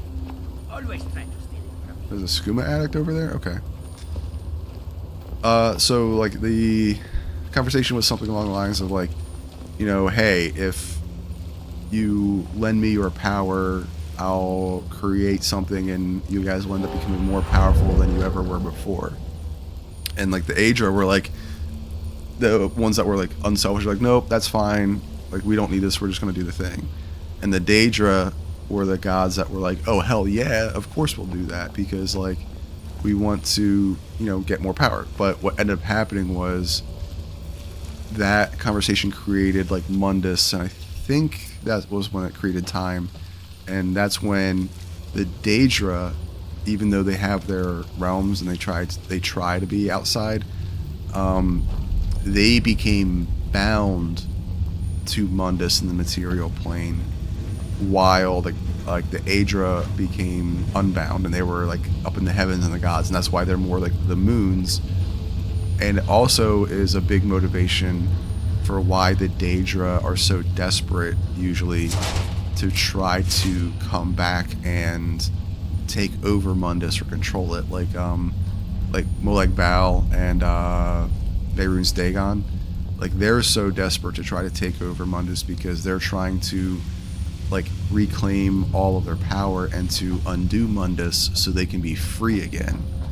While the Aedra, they're more so trying to understand how to open the bridge outside into like a greater Aetherius that travels to other whole worlds. Because like inside of the Elder Scrolls lore, yes, there's different dimensions, there's different planes, but they're all within one like greater plane.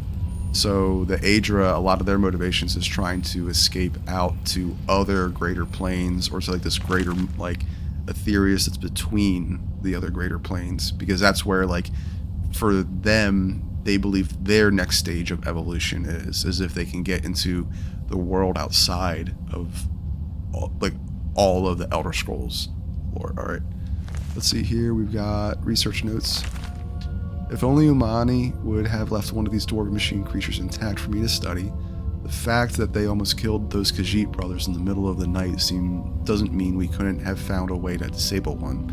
We dragged some stuff in from the pipes they came out of to stop them from coming back. They are simply fascinating. It is just as Calcimo described in Dwarves Volume 2. Their appearance does, in fact, resemble that of an arachnid. I had thought that to be an embellishment given by his source. The inclusion of the soul gem into the design of the apparatus is quite remarkable. It could explain the focus for the lightning that he describes. Oddly, enough, it doesn't appear to be the main power source for the apparatus. Perhaps some sort of harmonic resonance with the energies contained in the soul gem to bring heat to a small boiler? Too early to say conclusively. That does raise the question of where they get the liquid for the boiler, however. Huh, that was strange. I thought I just saw something moving beyond the barred door. It looks vaguely humanoid. I wonder if it could be an undiscovered automaton? I'm going to move my bedroll down here to see if I can catch another glimpse of it. It's also exciting. Okay, come soul gem. No, we don't take the door. Get a chest. Ooh, diamond. Alright, there we go. No more inquiries. I will take those. Hi. Alright, there we go.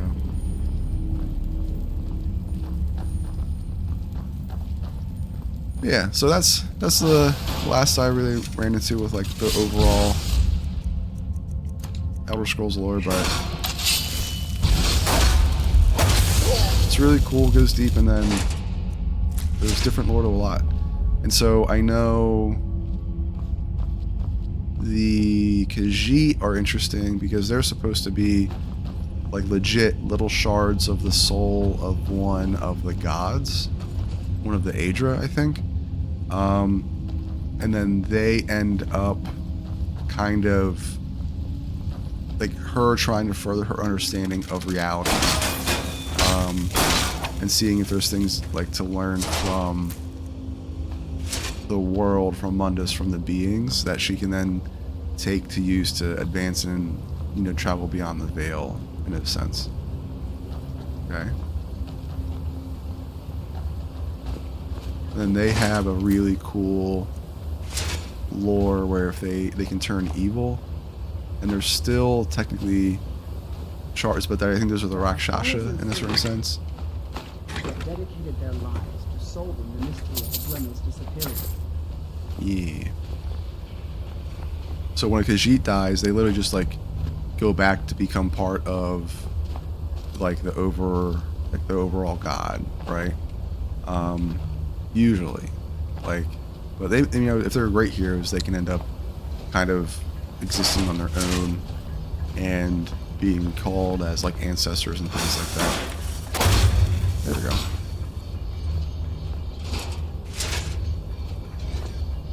Hi.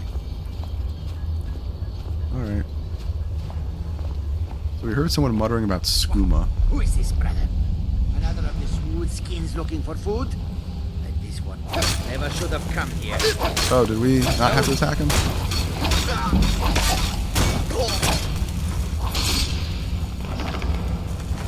Yeah, dude. Kill that drug addict. I mean, he murdered everybody because he was looking for skooma. Let's see here. This one does Wit's End. I signed Jadar and myself up for this expedition to try to get him clean of the skooma. I brought a small supply to try to bring him down slowly, but the storm has had us trapped in the glacier for weeks. The others have not yet caught on that one with fur should not shake so much from the cold, but I've run out of the little skooma I brought, and Jadar is getting pretty bad. He started hallucinating creatures coming out of the ice and the ruins. The others are starting to think he may be behind Valley's disappearance, but I know he would never do something like that. It seems like he murdered a lot of people. Just kind of... So Jazar and Jadar. Jadar has gone and lost his head. Okay, boots. Let's see here. Forge stuff. Gold. Nice. Got a little bit of gold. Universe. There we go. And let's do it. Spider metal ingot. Ooh, here's his, oh, that's not just a switch here.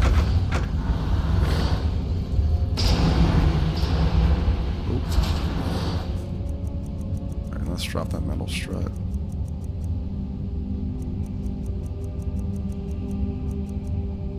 Oh, 15 pounds. That's not good. Okay.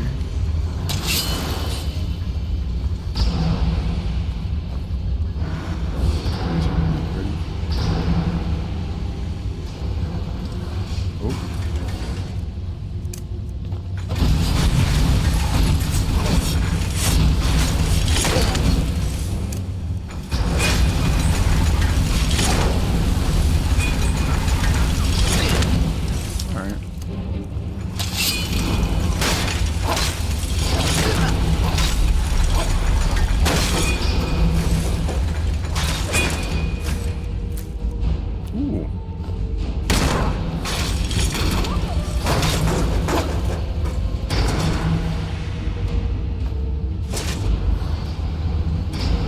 Soul gems, that's good.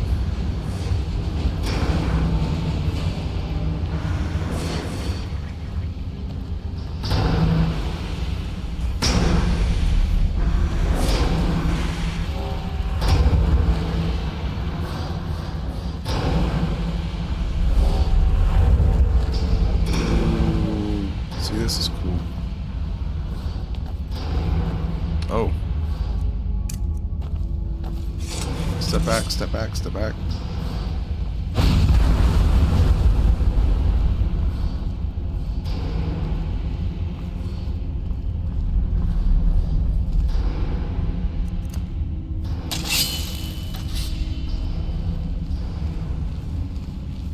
Oh.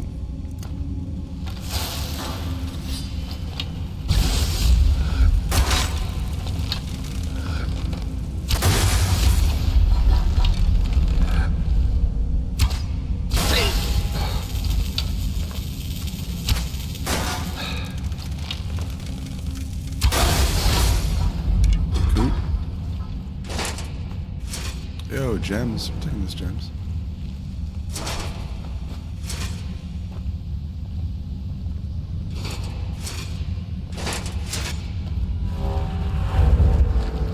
Oh!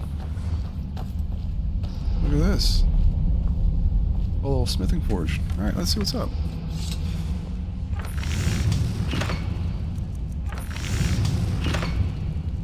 Alright, is there a camping? Camping here.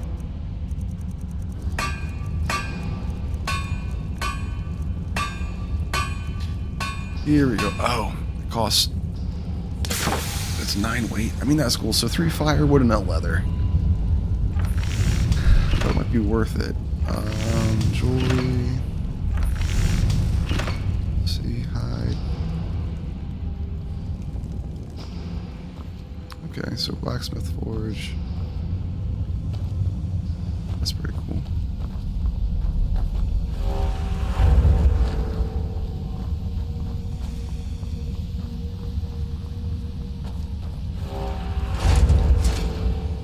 Alright, so they were researching a lot of these dwarven guys.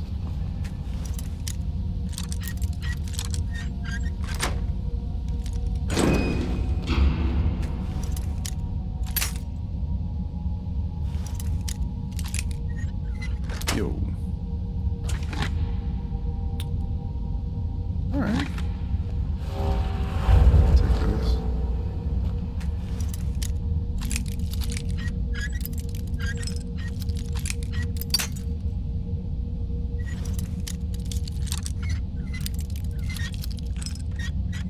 There we go. Emerald.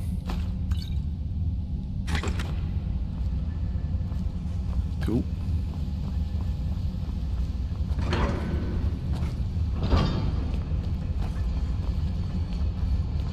Nice.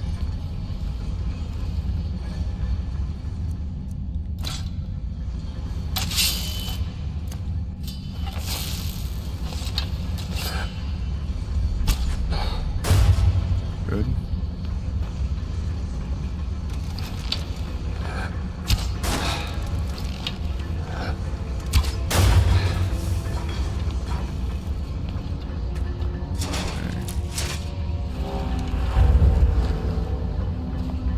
Bro, I got a ton of that oil. Oh. some gas. Old lockpick.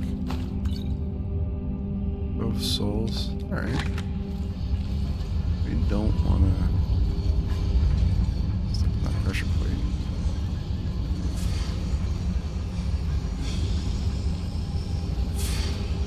Neat.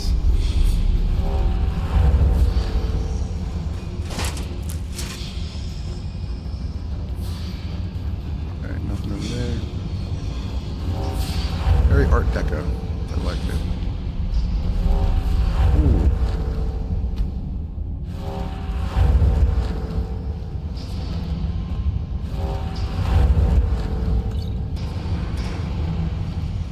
Nice.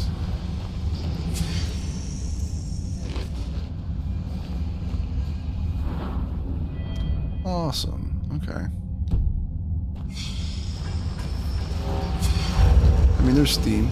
It's got to be pretty warm down The here. Dwemer who built this place were sometimes called dwarves, but history records that they were no shorter than humans.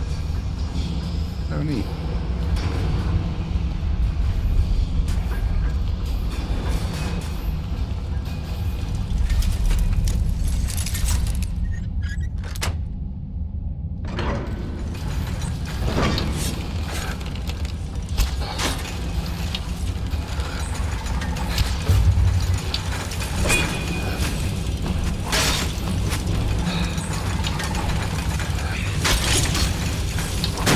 Nice.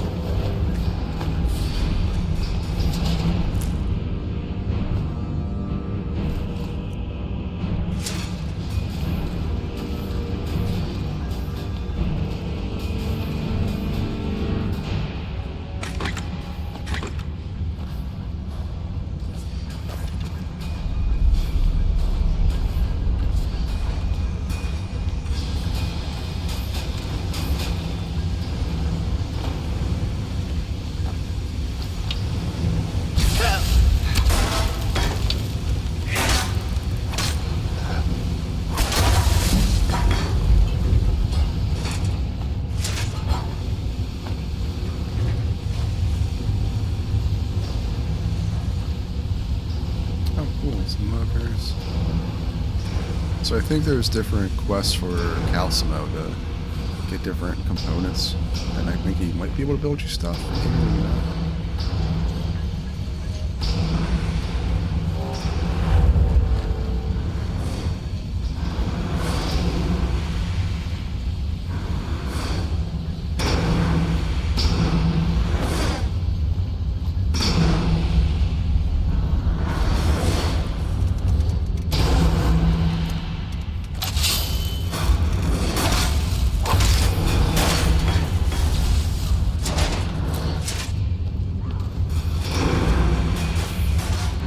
Maybe, yeah, that's messy. I trust him. Yeah, what do you got? Well, I'm gonna call you Dwarf Slayer. Like a title, right?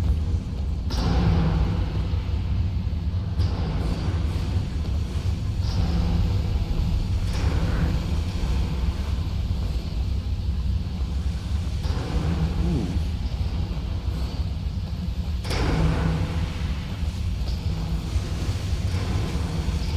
Oh, that's where we already walked through. Cool. Alright. Alright, let's go. Ooh. Alt and animuncular. Animuncular. Animuncular. Animunculus. Oh, animunculus is different than a homunculus. That's good. I'd rather than make animunculuses, I'm pretty sure.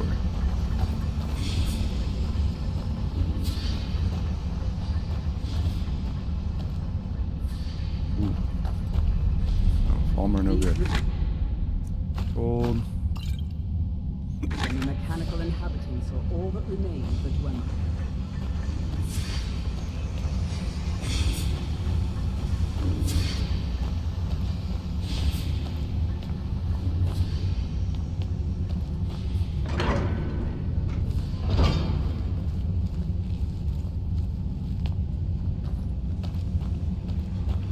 Very amazing. Very impressive.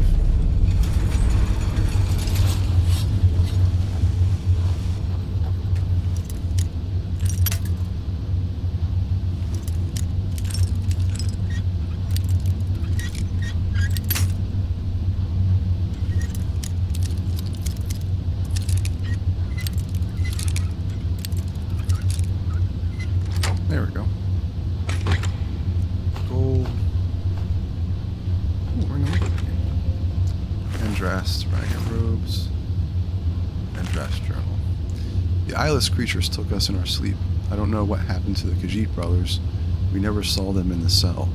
I managed to pick the lock and we made a break for it, but got split up. Sula yelled something about not leaving without finding what he came here for, and Umana chased after him. Yag and I tried for the top of the cave shaft, but one of the ramps was broken. Without a hesitation, she grabbed me by the scruff of my tunic, threw me atop the ledge, and told me to run, and I did. I didn't even look back. I just ran like a coward. I could hear her fighting them, and I just had to get away. I didn't even notice the arrow on my shoulder till I hit here. Those metal creatures are still all around me, and I'm too terrified to even move. 8 divines, please just take me now.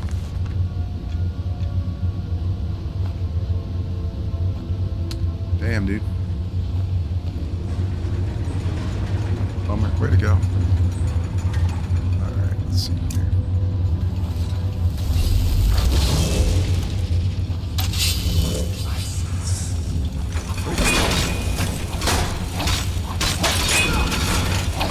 Yes. Oil, soul gem. There we go.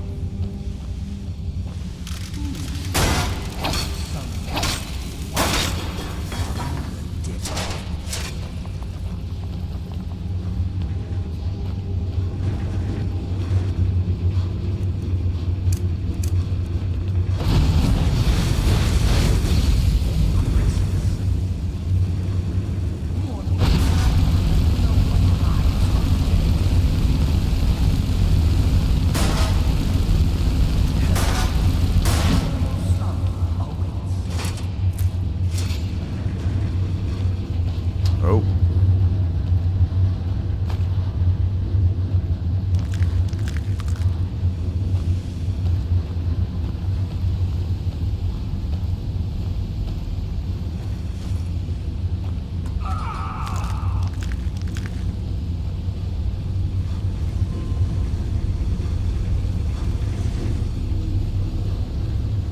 I think that's cool. I think the Falmer are the dwarves, or the snow elves at least.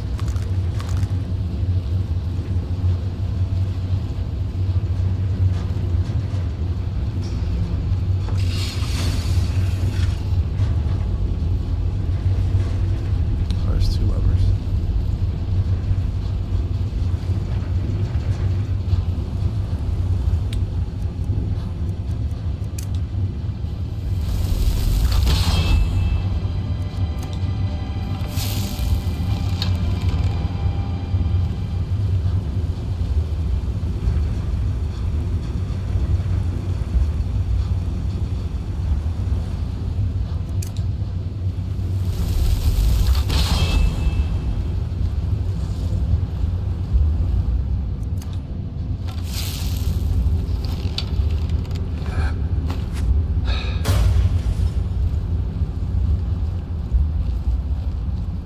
But that also shows why the, I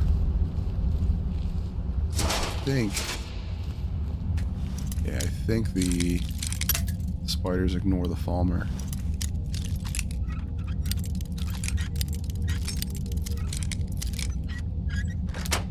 There we go. I'll take that. Hey.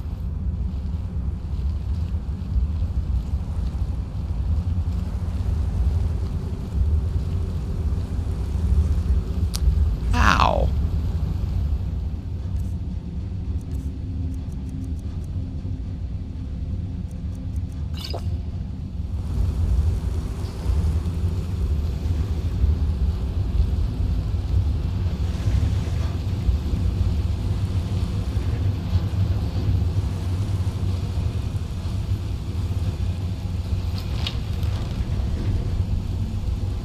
You good, bud?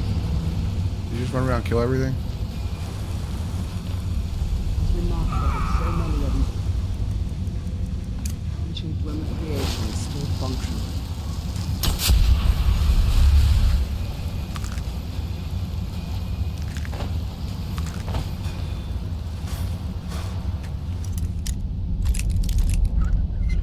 There we go.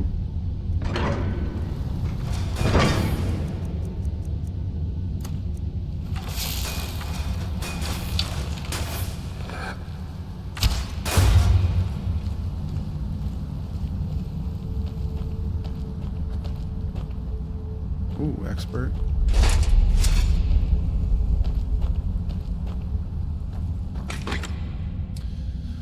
Ooh, we'll take that. Soul gem. Ooh. Eh.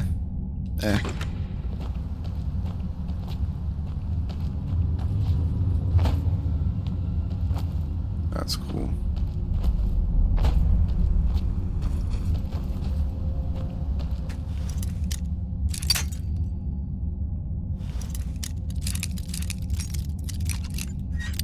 Okay, so let's see. Kind of right here.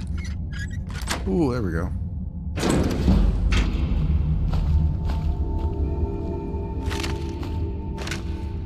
The locked room. I'll take that. Ooh. Ooh, master. We did get a, what, ring of lockpicking? Let's see.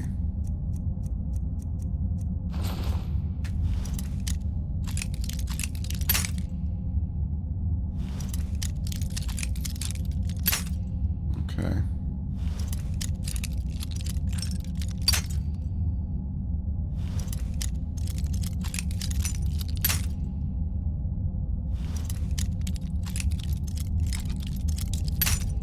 Okay.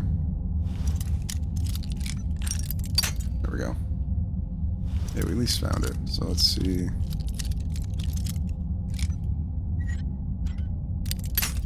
Alright, not quite right there. Maybe like right there. Yeah. Ooh. Hi. We're one of the same kind. Let's trade some that things. is what you wish. Okay, weapons. Take that, take that. Barrel. Yeah, one of those. Alright, and then one of that.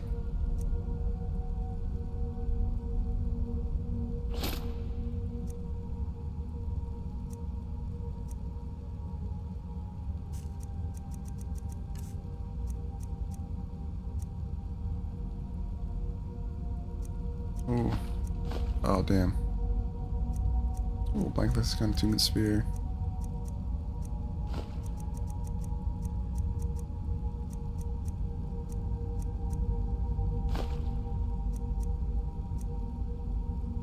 Oh, that's cool.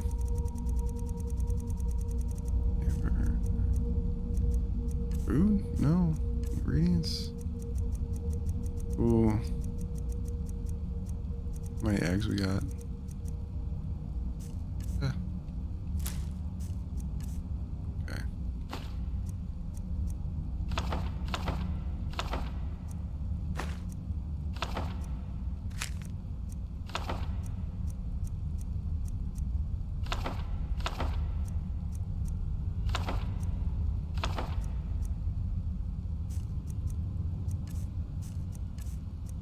We do got a lot of potions on us now. We will probably need those though. Okay, and then weapons. Anything else around here? Nope. Alright, we're pretty alright.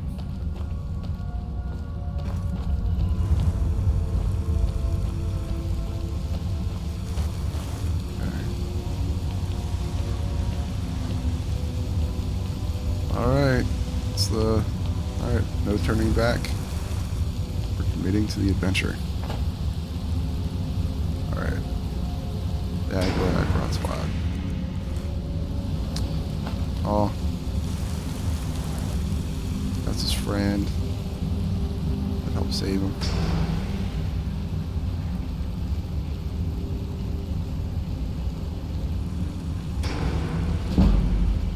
Sneak. Stealth. Level up. Take those things.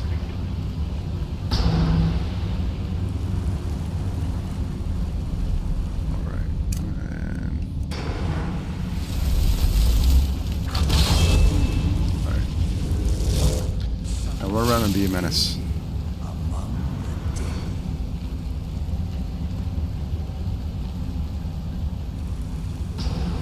I sense a presence. Okay.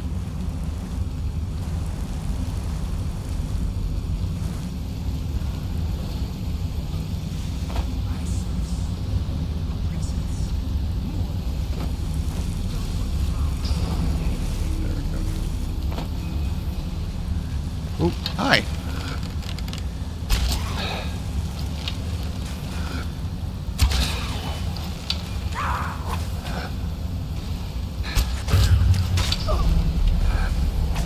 Oh, because they're blind. Oh, I never realized, like... So if you use Muffle against the Falmer, like, you're invisible to them almost. Oh, that's so cool. Oh, I never realized that. That is detail. See, that's detail.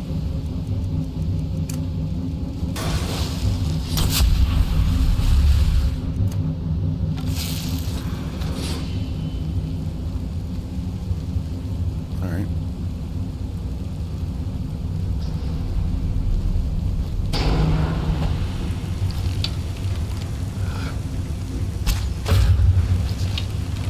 Because they're blind.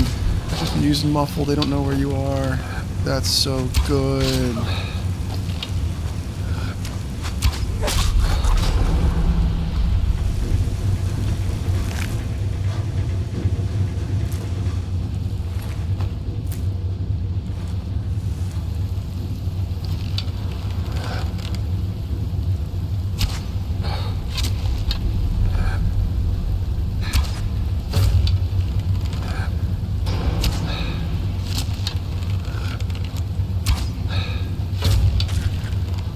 Cool. That's so cool. Like, man, you learn new things in Skyrim every day.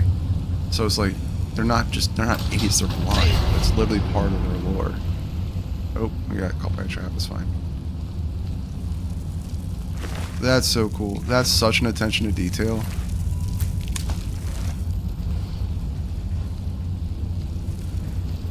And can you fall down further? Oh, you can fall down further.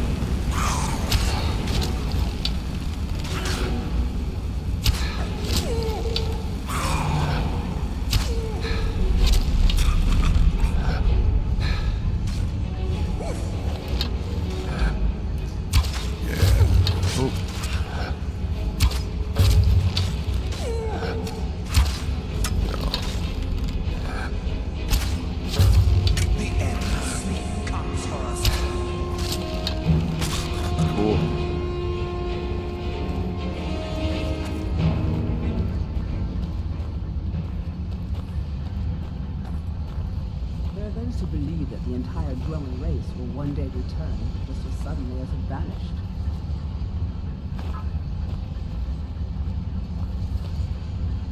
That's cool.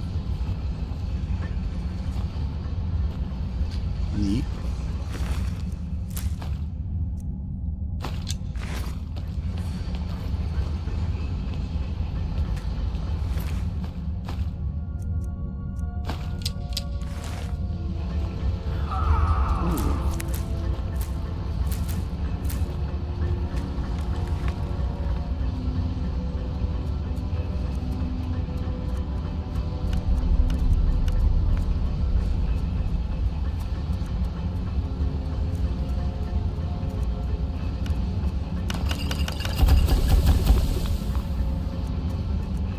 Yeah, that is a lot of hanging moss. Didn't realize I had that much hanging moss on me. Wanted a hand, health, destruction. One-handed. Okay.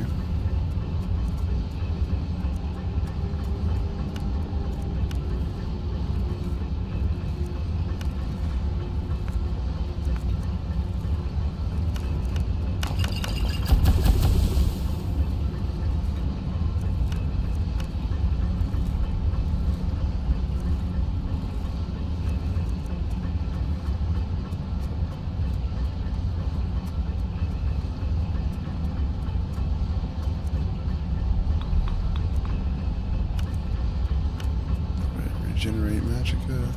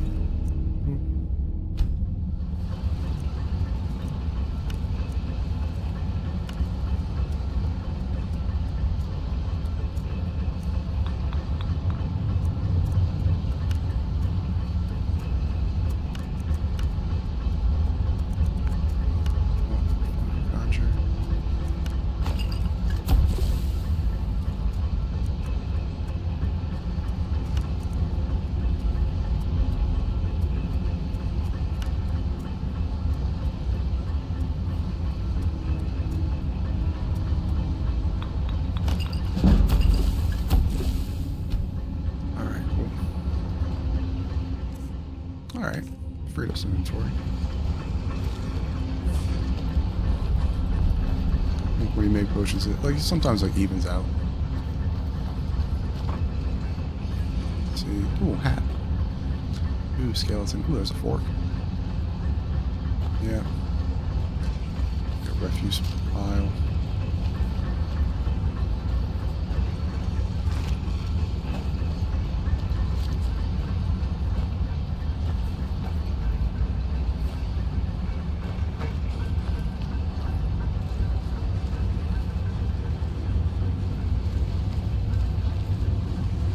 Workshops though. Oh.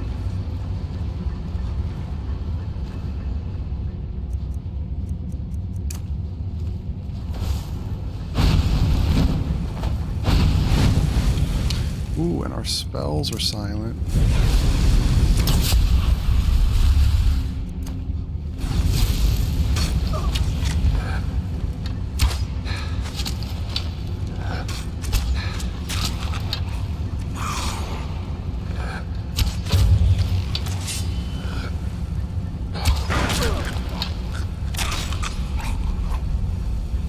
Good job.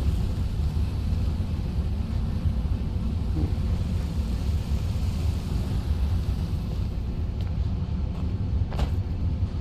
Oh, you can search the little dressers. That's cool.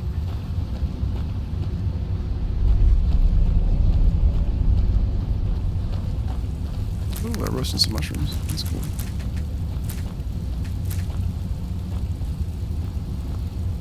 Ooh, yeah, charred skewer hide.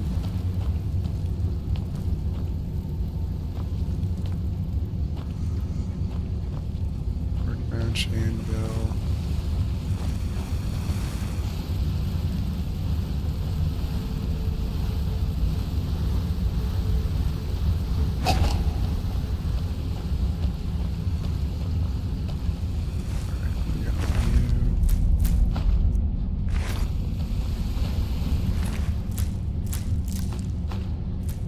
Cool, silver ore. That's good.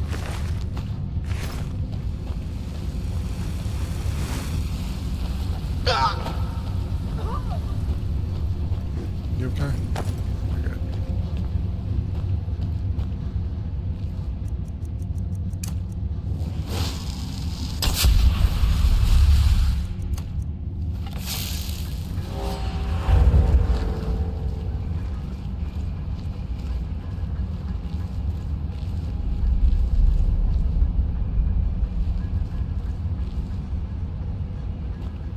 Ooh, that's a lot of Falmer ears.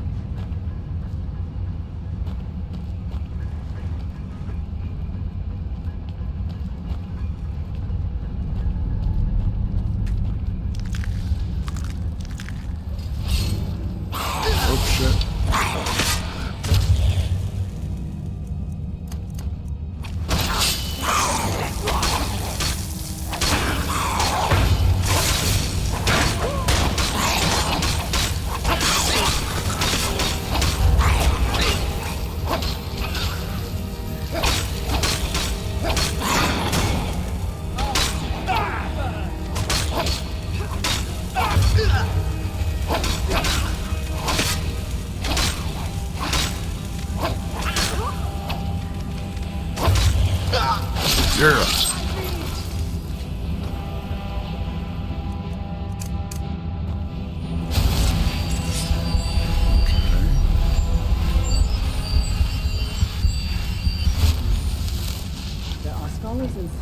who have dedicated their lives to solving the... Who are the Dwemer's disciples.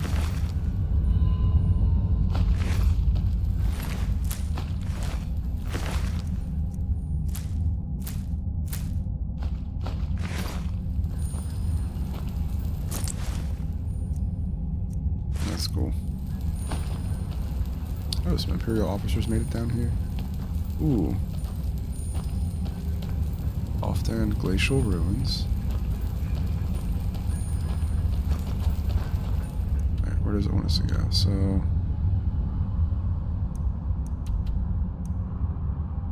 Ooh, was that locked?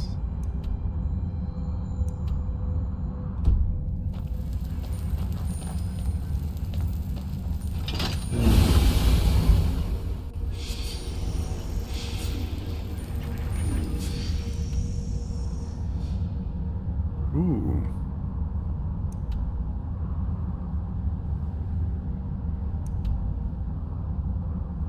Oh, that's neat. Okay. Let's go back up.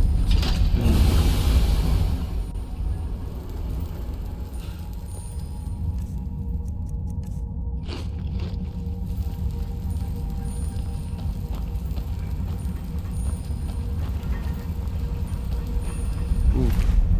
Oh. Valley. Oh. Oh, gross. They're chopping up and eating them. Mmm. Not cool. Not cool. Scroll. Large sack. Thistle branch. Bear claw.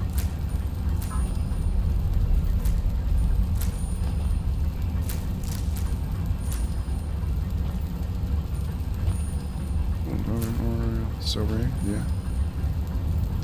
Small pearl.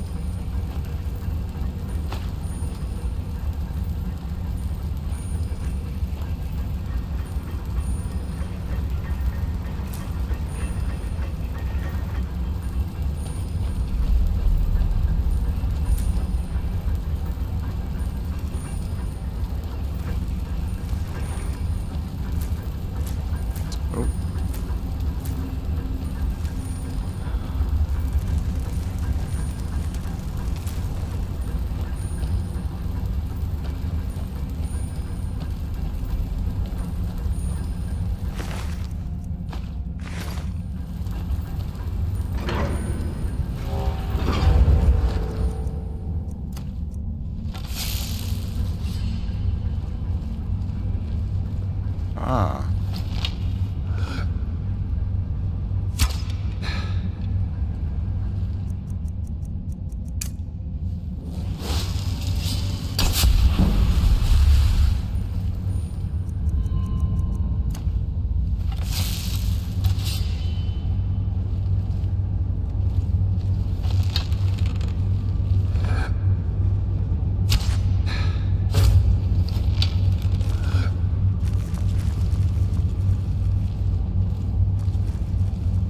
You got it, Janessa, and then I'll sit back here and snipe them. Ooh.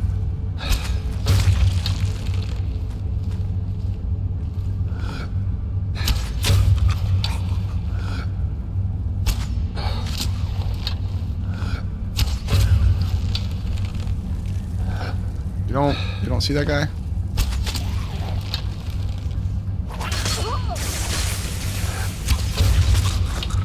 Oh.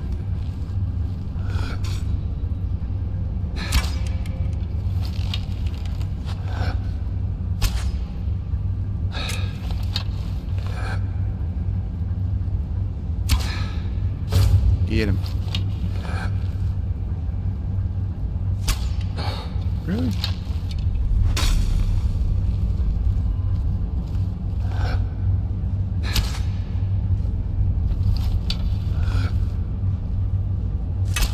Really?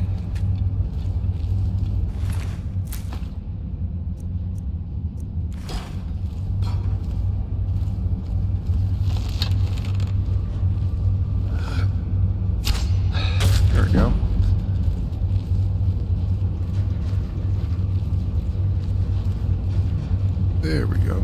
Okay.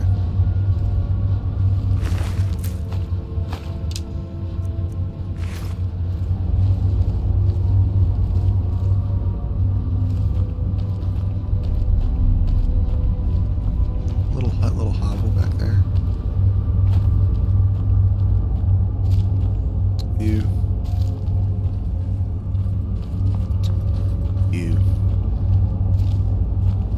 Russian goblins and their spider followers. Ah. Gross.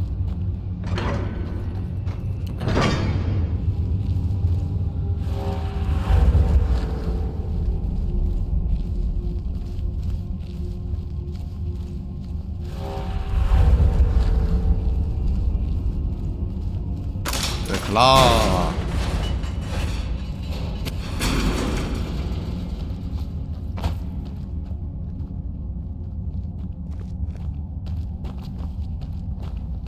Alright. Ooh, Often Cathedral. What the? You alright?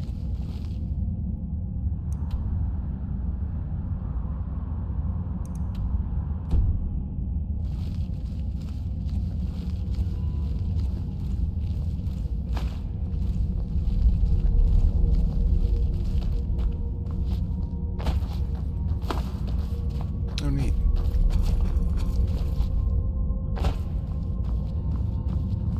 Oh.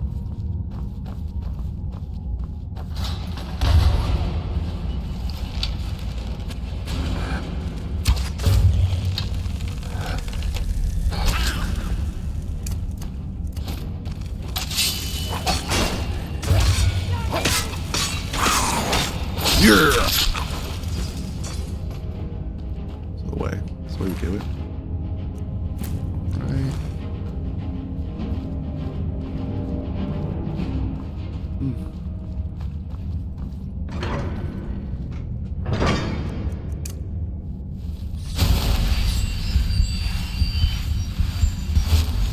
Oh, this is amazing. That's quite a sight. Yeah. Oh, Spalmer right there.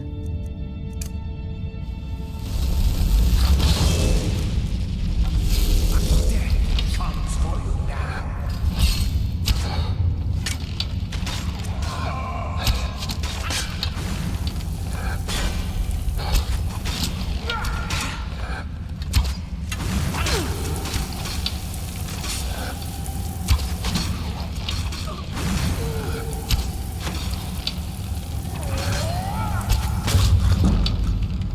Eternal sorrow awaits.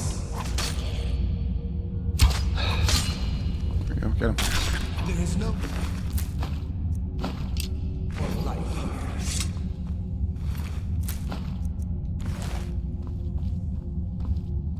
That's cool. Okay.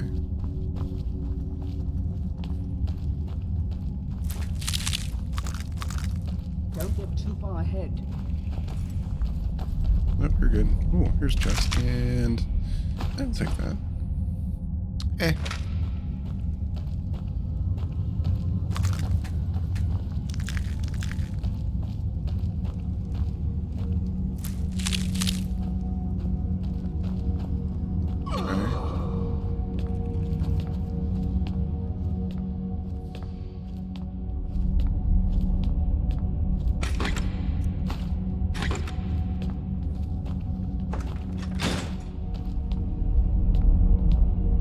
Ooh.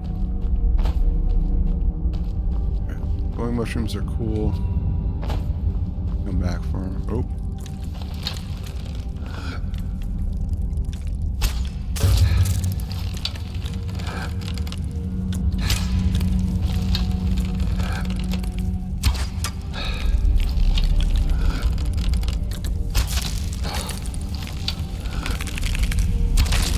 Cool, cool, cool, cool.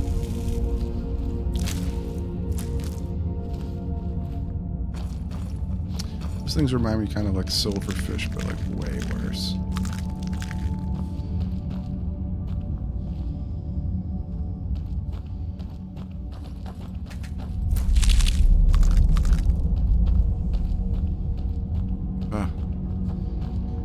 can't. Like, I already got like 500 of these eggs. I can't fill my pockets with them. We have enough. We don't need to gather a billion more. Oh, skeever tail. Take those. That's back here. Now, what are the locks on these things? What are the locks on these things like? Is it like a couple bones like click together, tied with string? Hey. Ooh.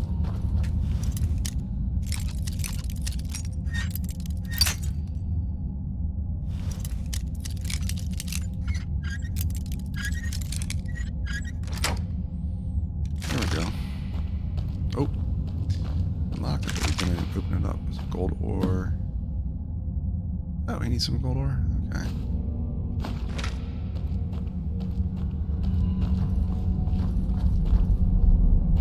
Ooh. Okay.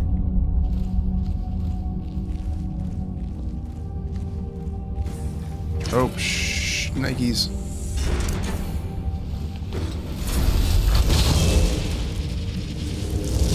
Alright, let's do it. Let's do it. We got this. You be a named one of you. You're not even named, bro. Yeah.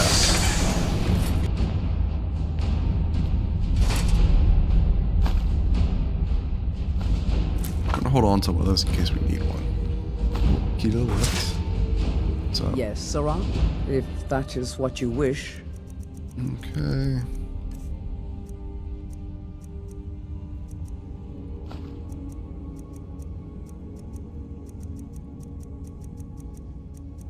Gold ore.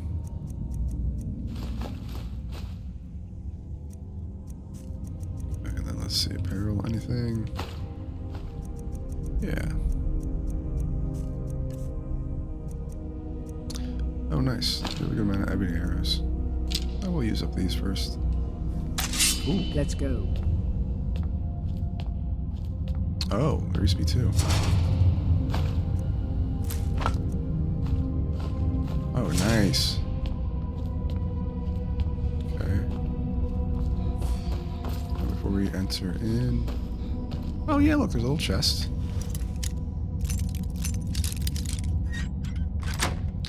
Awesome.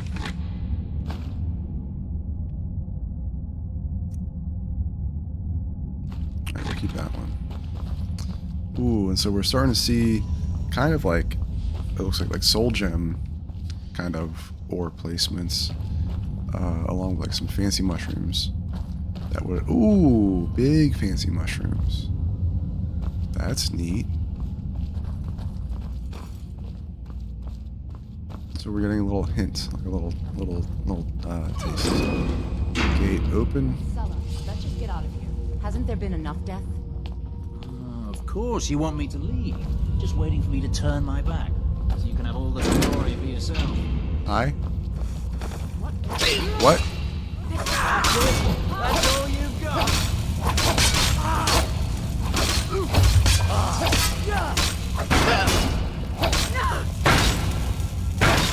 I'll kill you where you stand.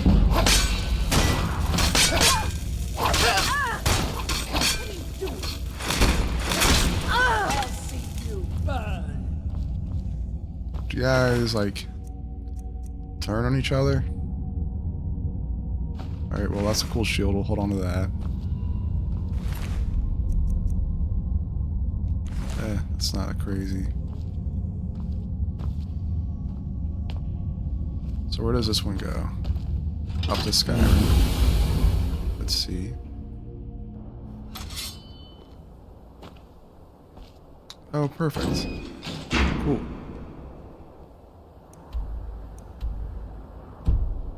Alright, perfect. Alright, then... Yes, Sarah, if that is what you wish. I need to give you... Arrow. Hold on to that.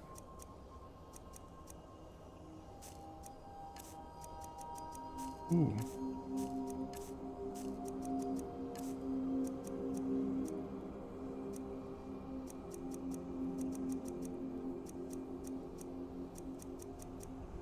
Oh yeah, it's our... that one. There we go. Lead on then. Okay, so there should be... isn't there like a little camp? Yeah, there's a camp right here. Cool. One quick little hour-long nap. Alright, and stamina increased. We're going to get that to 250. Okay, so... ooh, heavy armor almost at 80. That'll be good. Alright, so that needs 100. Half falling damage, and heavy armor doesn't weigh us down. You might take that so that we can get that heavy armor doesn't weigh us down. One-handed. Ooh. Ooh, we can do that. Archery. Sneak. Won't trigger pressure plates. Silent roll forward. Alright, we're gonna get the full silence. So, lock picking. We don't need to do. Ooh, speech 90. Let's see. Right? Yeah, but wait till speech 100 to really invest in that. Illusion, no. Illusion's probably like set for what we're gonna do. Conjuration, Destro, Resto, Recovery. Ooh, the once a day healing is kind of cool. But I would say out of everything, let's go into heavy armor now. Take that half damage from falling, and then take that, it doesn't slow you down. Next level up. And that'll be really good.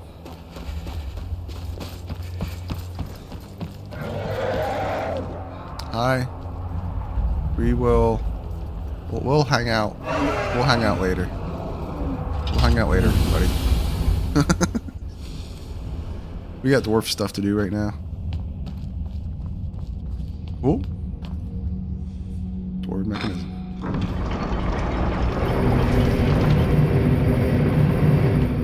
Ooh, okay.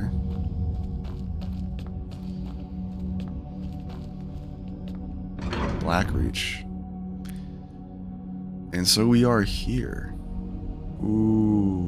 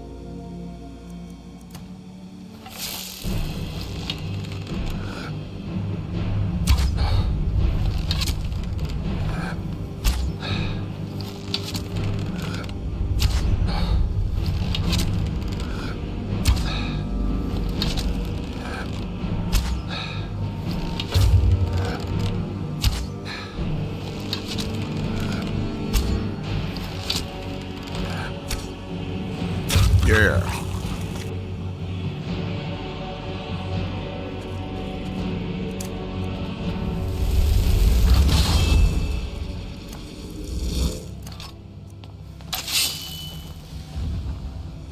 There's an unnatural chill in the air.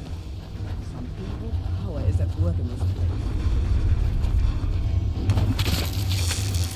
Oh no. Hate these things.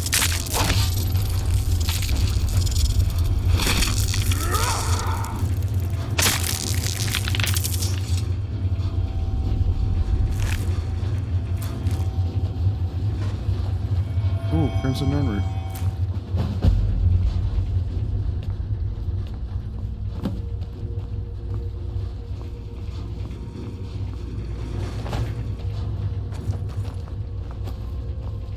And so the Crimson Nurnroot are really amazing because then you just literally combine them with Nurnroot and you make some of the most insane potions you can ever find. Because they legit have the exact same ingredient structure. Wonder, do I have any Nurnroot on me? I might.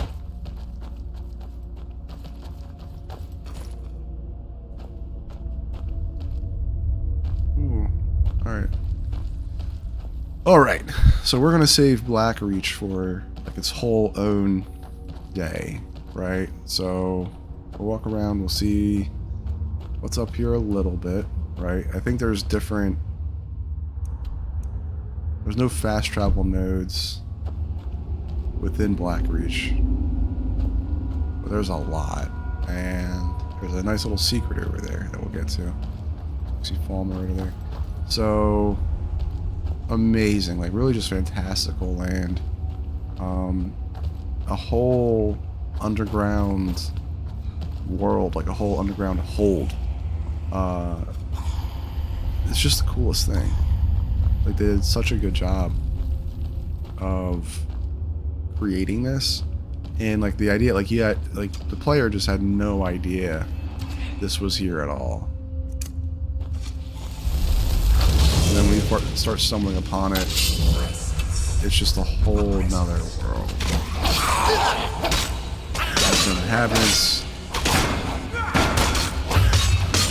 There we go.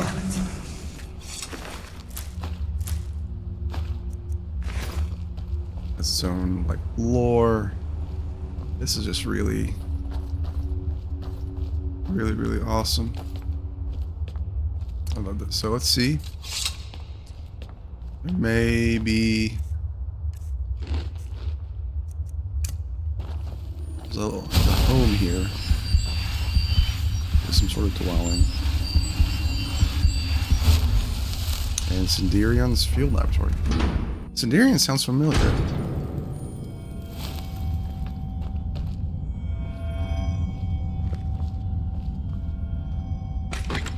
Alright, cold. Take some lockpicks. Sit in a chair. Clothes. Ooh, boots of holly. Chest, gold ring. Oh no, Cinderion. Buddy. Alright. Cinderion's Field Journal. I spent a large portion of my life unraveling the mystery of the Nirnroot, and yet I still feel unfulfilled. The trilling sound the strange herb emits seems to taunt me, to push me even harder to discover its secrets. Even after a generous and indomitable traveler became a field collector in my stead, and provided me with 5 score of the Nirnroot, I was only able to muster what I consider a mediocre alchemical creation at best.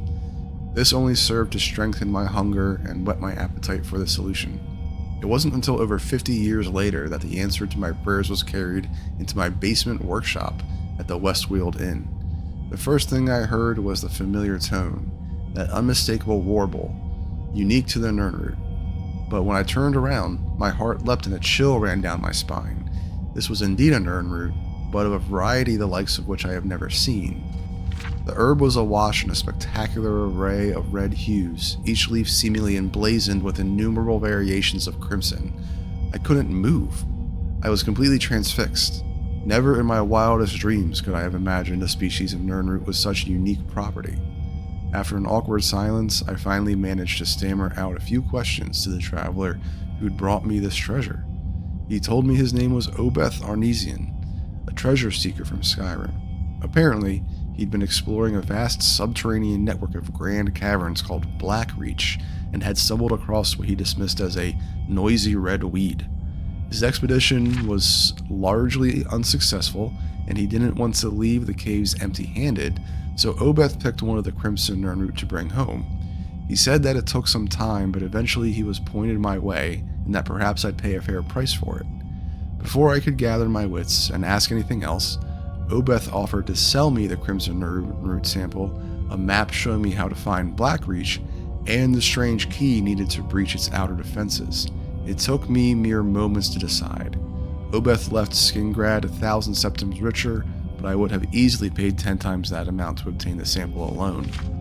It took a year of planning, but I was able to pack up and sell my workshop and make my way into Skyrim. Before delving headfirst into Blackreach, I knew I needed to set up a new laboratory, but wished to do so in seclusion. After making inquiries at the College of Winterhold, of which I was an honorary member, I was directed to speak to Avrusa Sorethi, a student of botanical alchemy who had a small farm near the city of Riften. By bartering my knowledge of Nirnroot cultivation, I was able to secure Sorethi Farm as a launching point for my field research.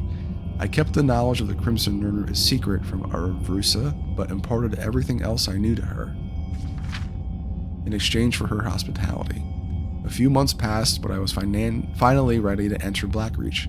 I used the runed lexicon that Obeth had provided and descended into the depths. My goal was to gather enough Crimson Nirnroot to produce my greatest alchemical creation to date. I was certain it would take at least 30 of them to provide the necessary catalyst. This brings me to the present. My initial research seems to indicate that the Crimson Nirnroot has a similar affinity for moisture as the garden variety, but also maintains some sort of symbolic relationship with the enormous fungi that inhabits Blackreach. It's my guess that the fungi itself is a source of water, absorbing it from the moist subterranean air like a sponge. This provides the ideal environment for the Nirnroot to grow. Unfortunately, the Crimson Nirnroot appears to have a vastly shortened lifespan, and they are in no way plentiful down here. Gathering 30 of them will be quite a challenge, but hopefully the denizens of Blackreach will allow me to gather my samples unhindered. Nope. Does not look like it. You got shot. I do not envy those creatures that make a home in such a cold, dark place as this. Okay. Oh, look at that.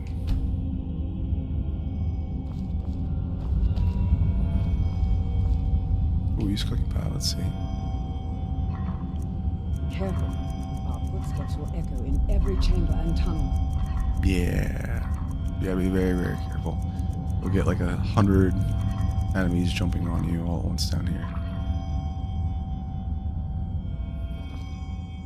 Knapsack.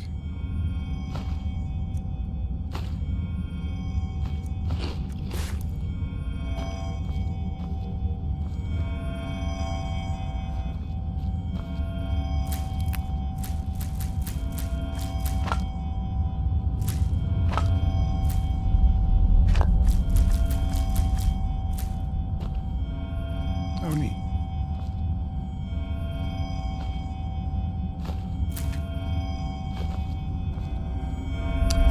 Thank you.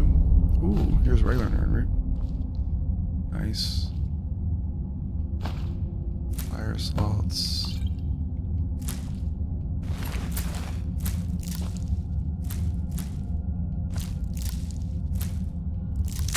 Oh, nature heart.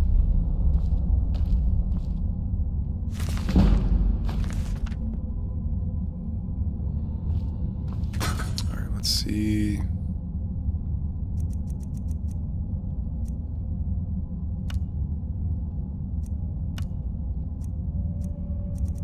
Alright, fortify sneak.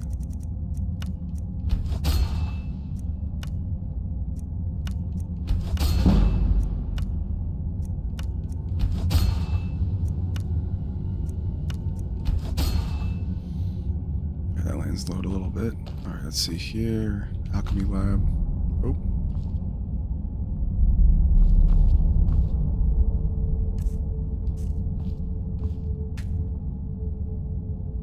Ready ingredients. So let's take a Crimson Nirnroot and let's take a Nirnroot.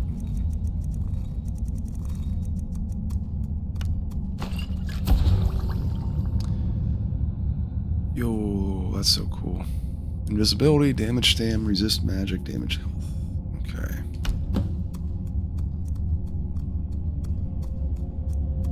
Clear all that out. Alright, so cure disease. Let's see. Ooh. Vampire dust and hawk feathers. Cool. Those are going to be crazy useful. And let's see what else we got. What alchemy? Yeah. Of our ingredients, what do we not know? Beehive husk. Ooh. Daedra heart. What do we want to hold on to this?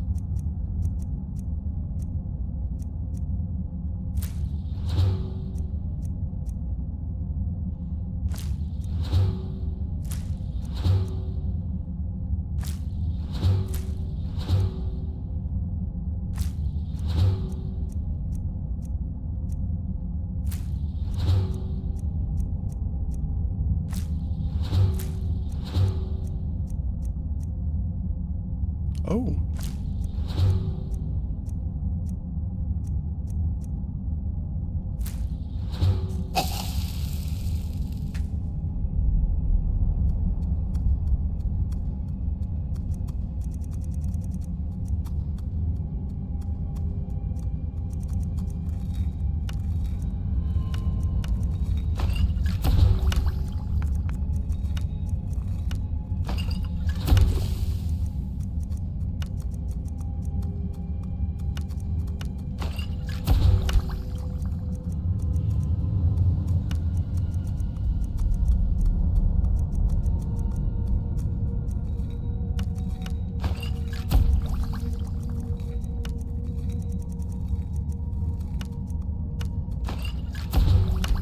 Neat.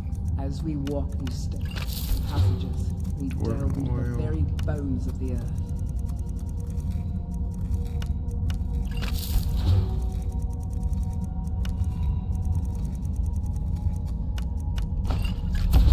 There we go. Ooh.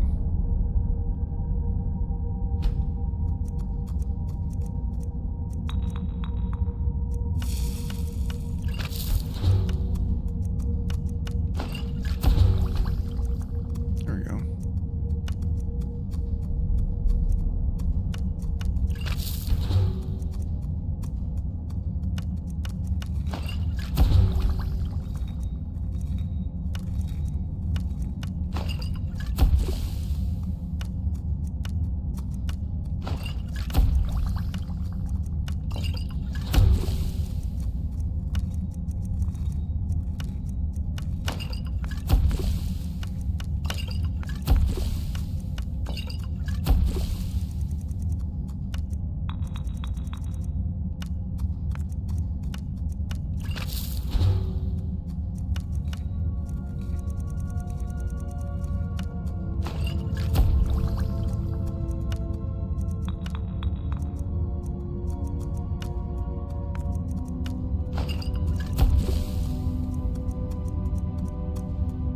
Mirrors rot. Oh, cool.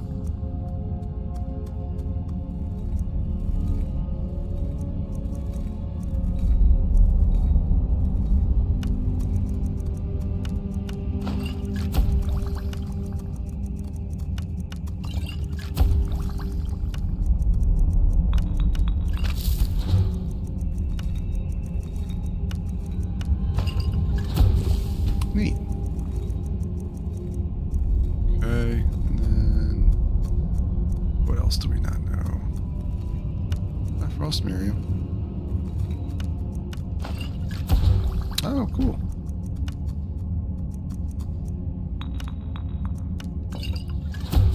Nice.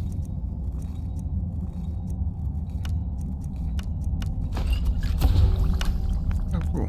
All right.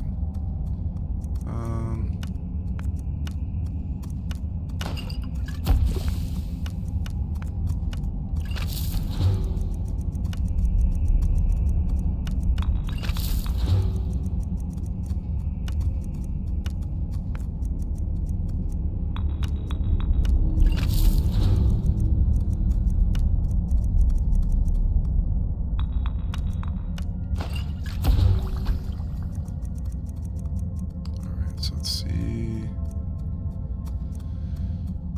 We were looking at Falmer ears, okay, and then.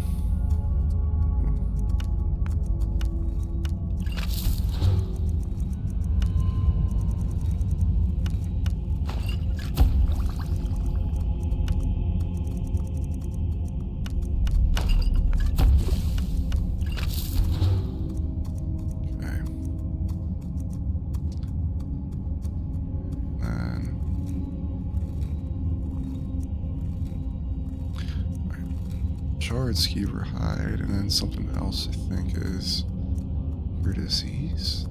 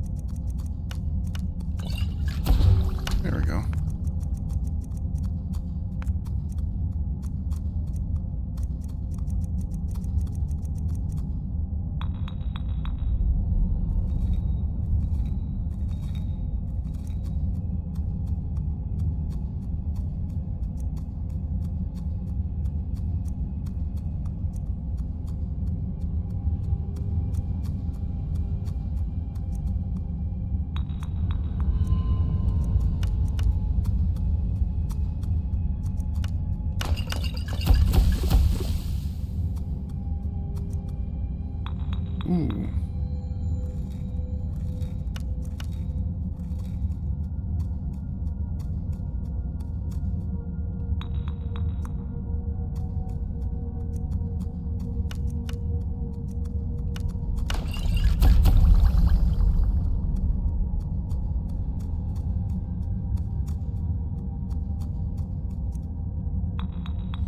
Ah.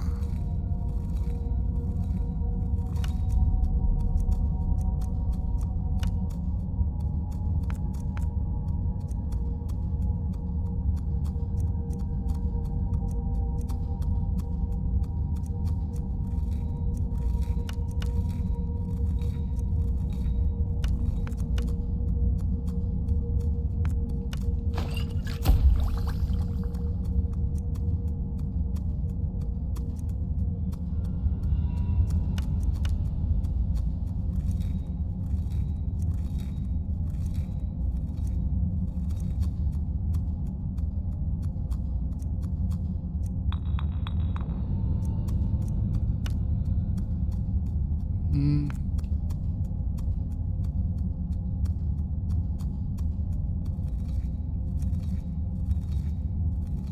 Yeah, so blue butterfly wing.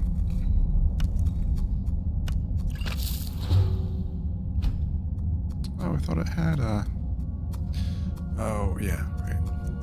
Cure disease. Never mind. So, here we go. That's pretty good. And I think that's going to be... We're one of the same kind, you. If that is what you wish. Okay, so you've got mostly stuff to sell.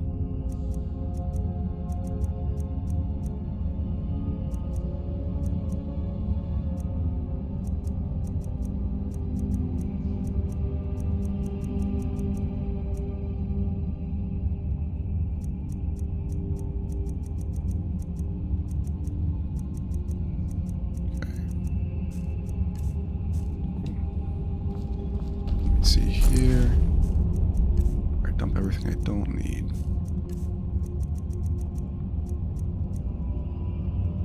That's pretty good, actually. Potions.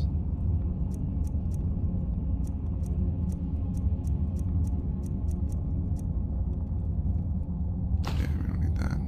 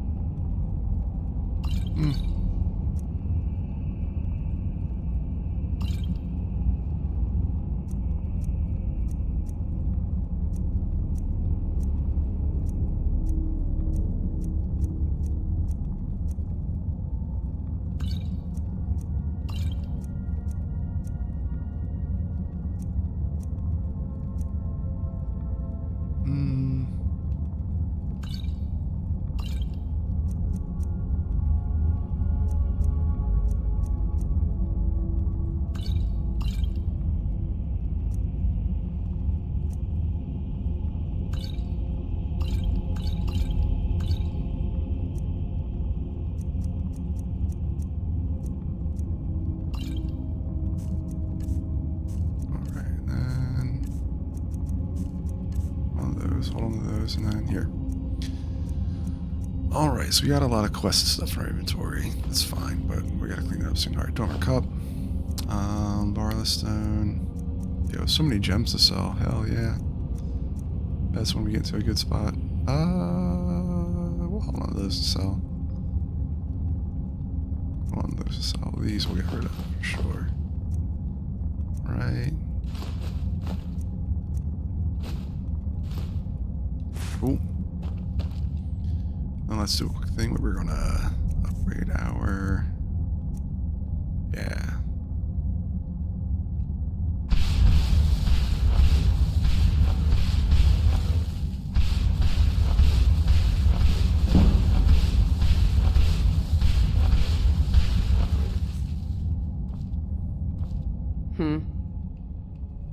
If that is what you wish. And she has a staff.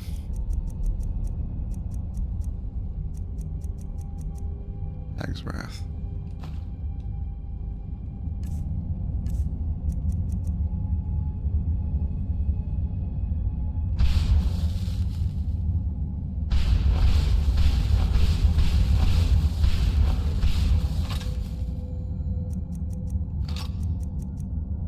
Let's go.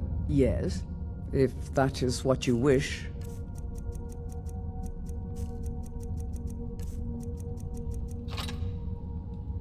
Oh. Let's go. Cool. And then let's take a look at our potions real quick. So we got some nice stuff to sell. We streamlined our inventory by making the potions, but we got a good new quest. Oh, and then we're gonna do Blackreach next, probably maybe tomorrow, but we might be doing like WoW content like all weekend because the new expansion is coming out. But we got down to Blackreach, so this is a whole level, and I think after this, I think the main storyline picks up really fast. So let's do a save. Let's see here. We do a save. 64. All right, we're doing a quick save too. And then we look at our skills. We're all set to go. We're level 55. Ooh, and we're getting to a really good spot. And so one more level up, we'll get conditioning, so it doesn't slow us down. And then we'll be able to save a perk point up to get Juggernaut, so that we just have like maximum amount of armor from our heavy armor. Smithing, enchanting. We'll get enchanting back up. We'll get alchemy back up, but they're more like background things right now, because we have our speech up really high and we're making really good potions again anyway. So those do more. So archery can increase a little bit. I think our one-handed just got to 80. Yeah, so we can increase our one-handed damage pretty soon. All right, 90 for more critical charge, 100% for the backwards power attack. Yeah, really sweet. Sneak is getting up there. We haven't really put too much into it, but enough to be pretty solid on it, right? But I think when we can get up to the walking and running, then we'll really put more perk points up into this. But for the most part, we are pretty much at our build. We're at what we really want and need. It's good to have some destruction in case there's a lot of zombies and you can do some good like AoE damage to them with the fire. We'll want to do the fire spells more damage. We'll want to get impact at a certain point. Maybe we'll do that for 2 levels just to kind of like top off our destruction. I know there's runes 5 times further away. Runes do a whole lot of damage. Expert and the master for half. I've never went full. I've always pretty much stuck with the starter spells, and I like them. So Magicka regenerates. We'll want to grab that one for sure. So probably level like 65 will be like super kitted out, where we have most things like completed, right? And who knows how long it'll take to get there, but maybe we'll get there by the time we wrap up the main story, but who knows. Anyway, well, we're in a really good spot. We're saved up, and we're just kind of like ready to tackle Blackreach. So that's what we'll take care of next time we join each other on Skyrim. But thanks for hanging out, and see you guys next episode.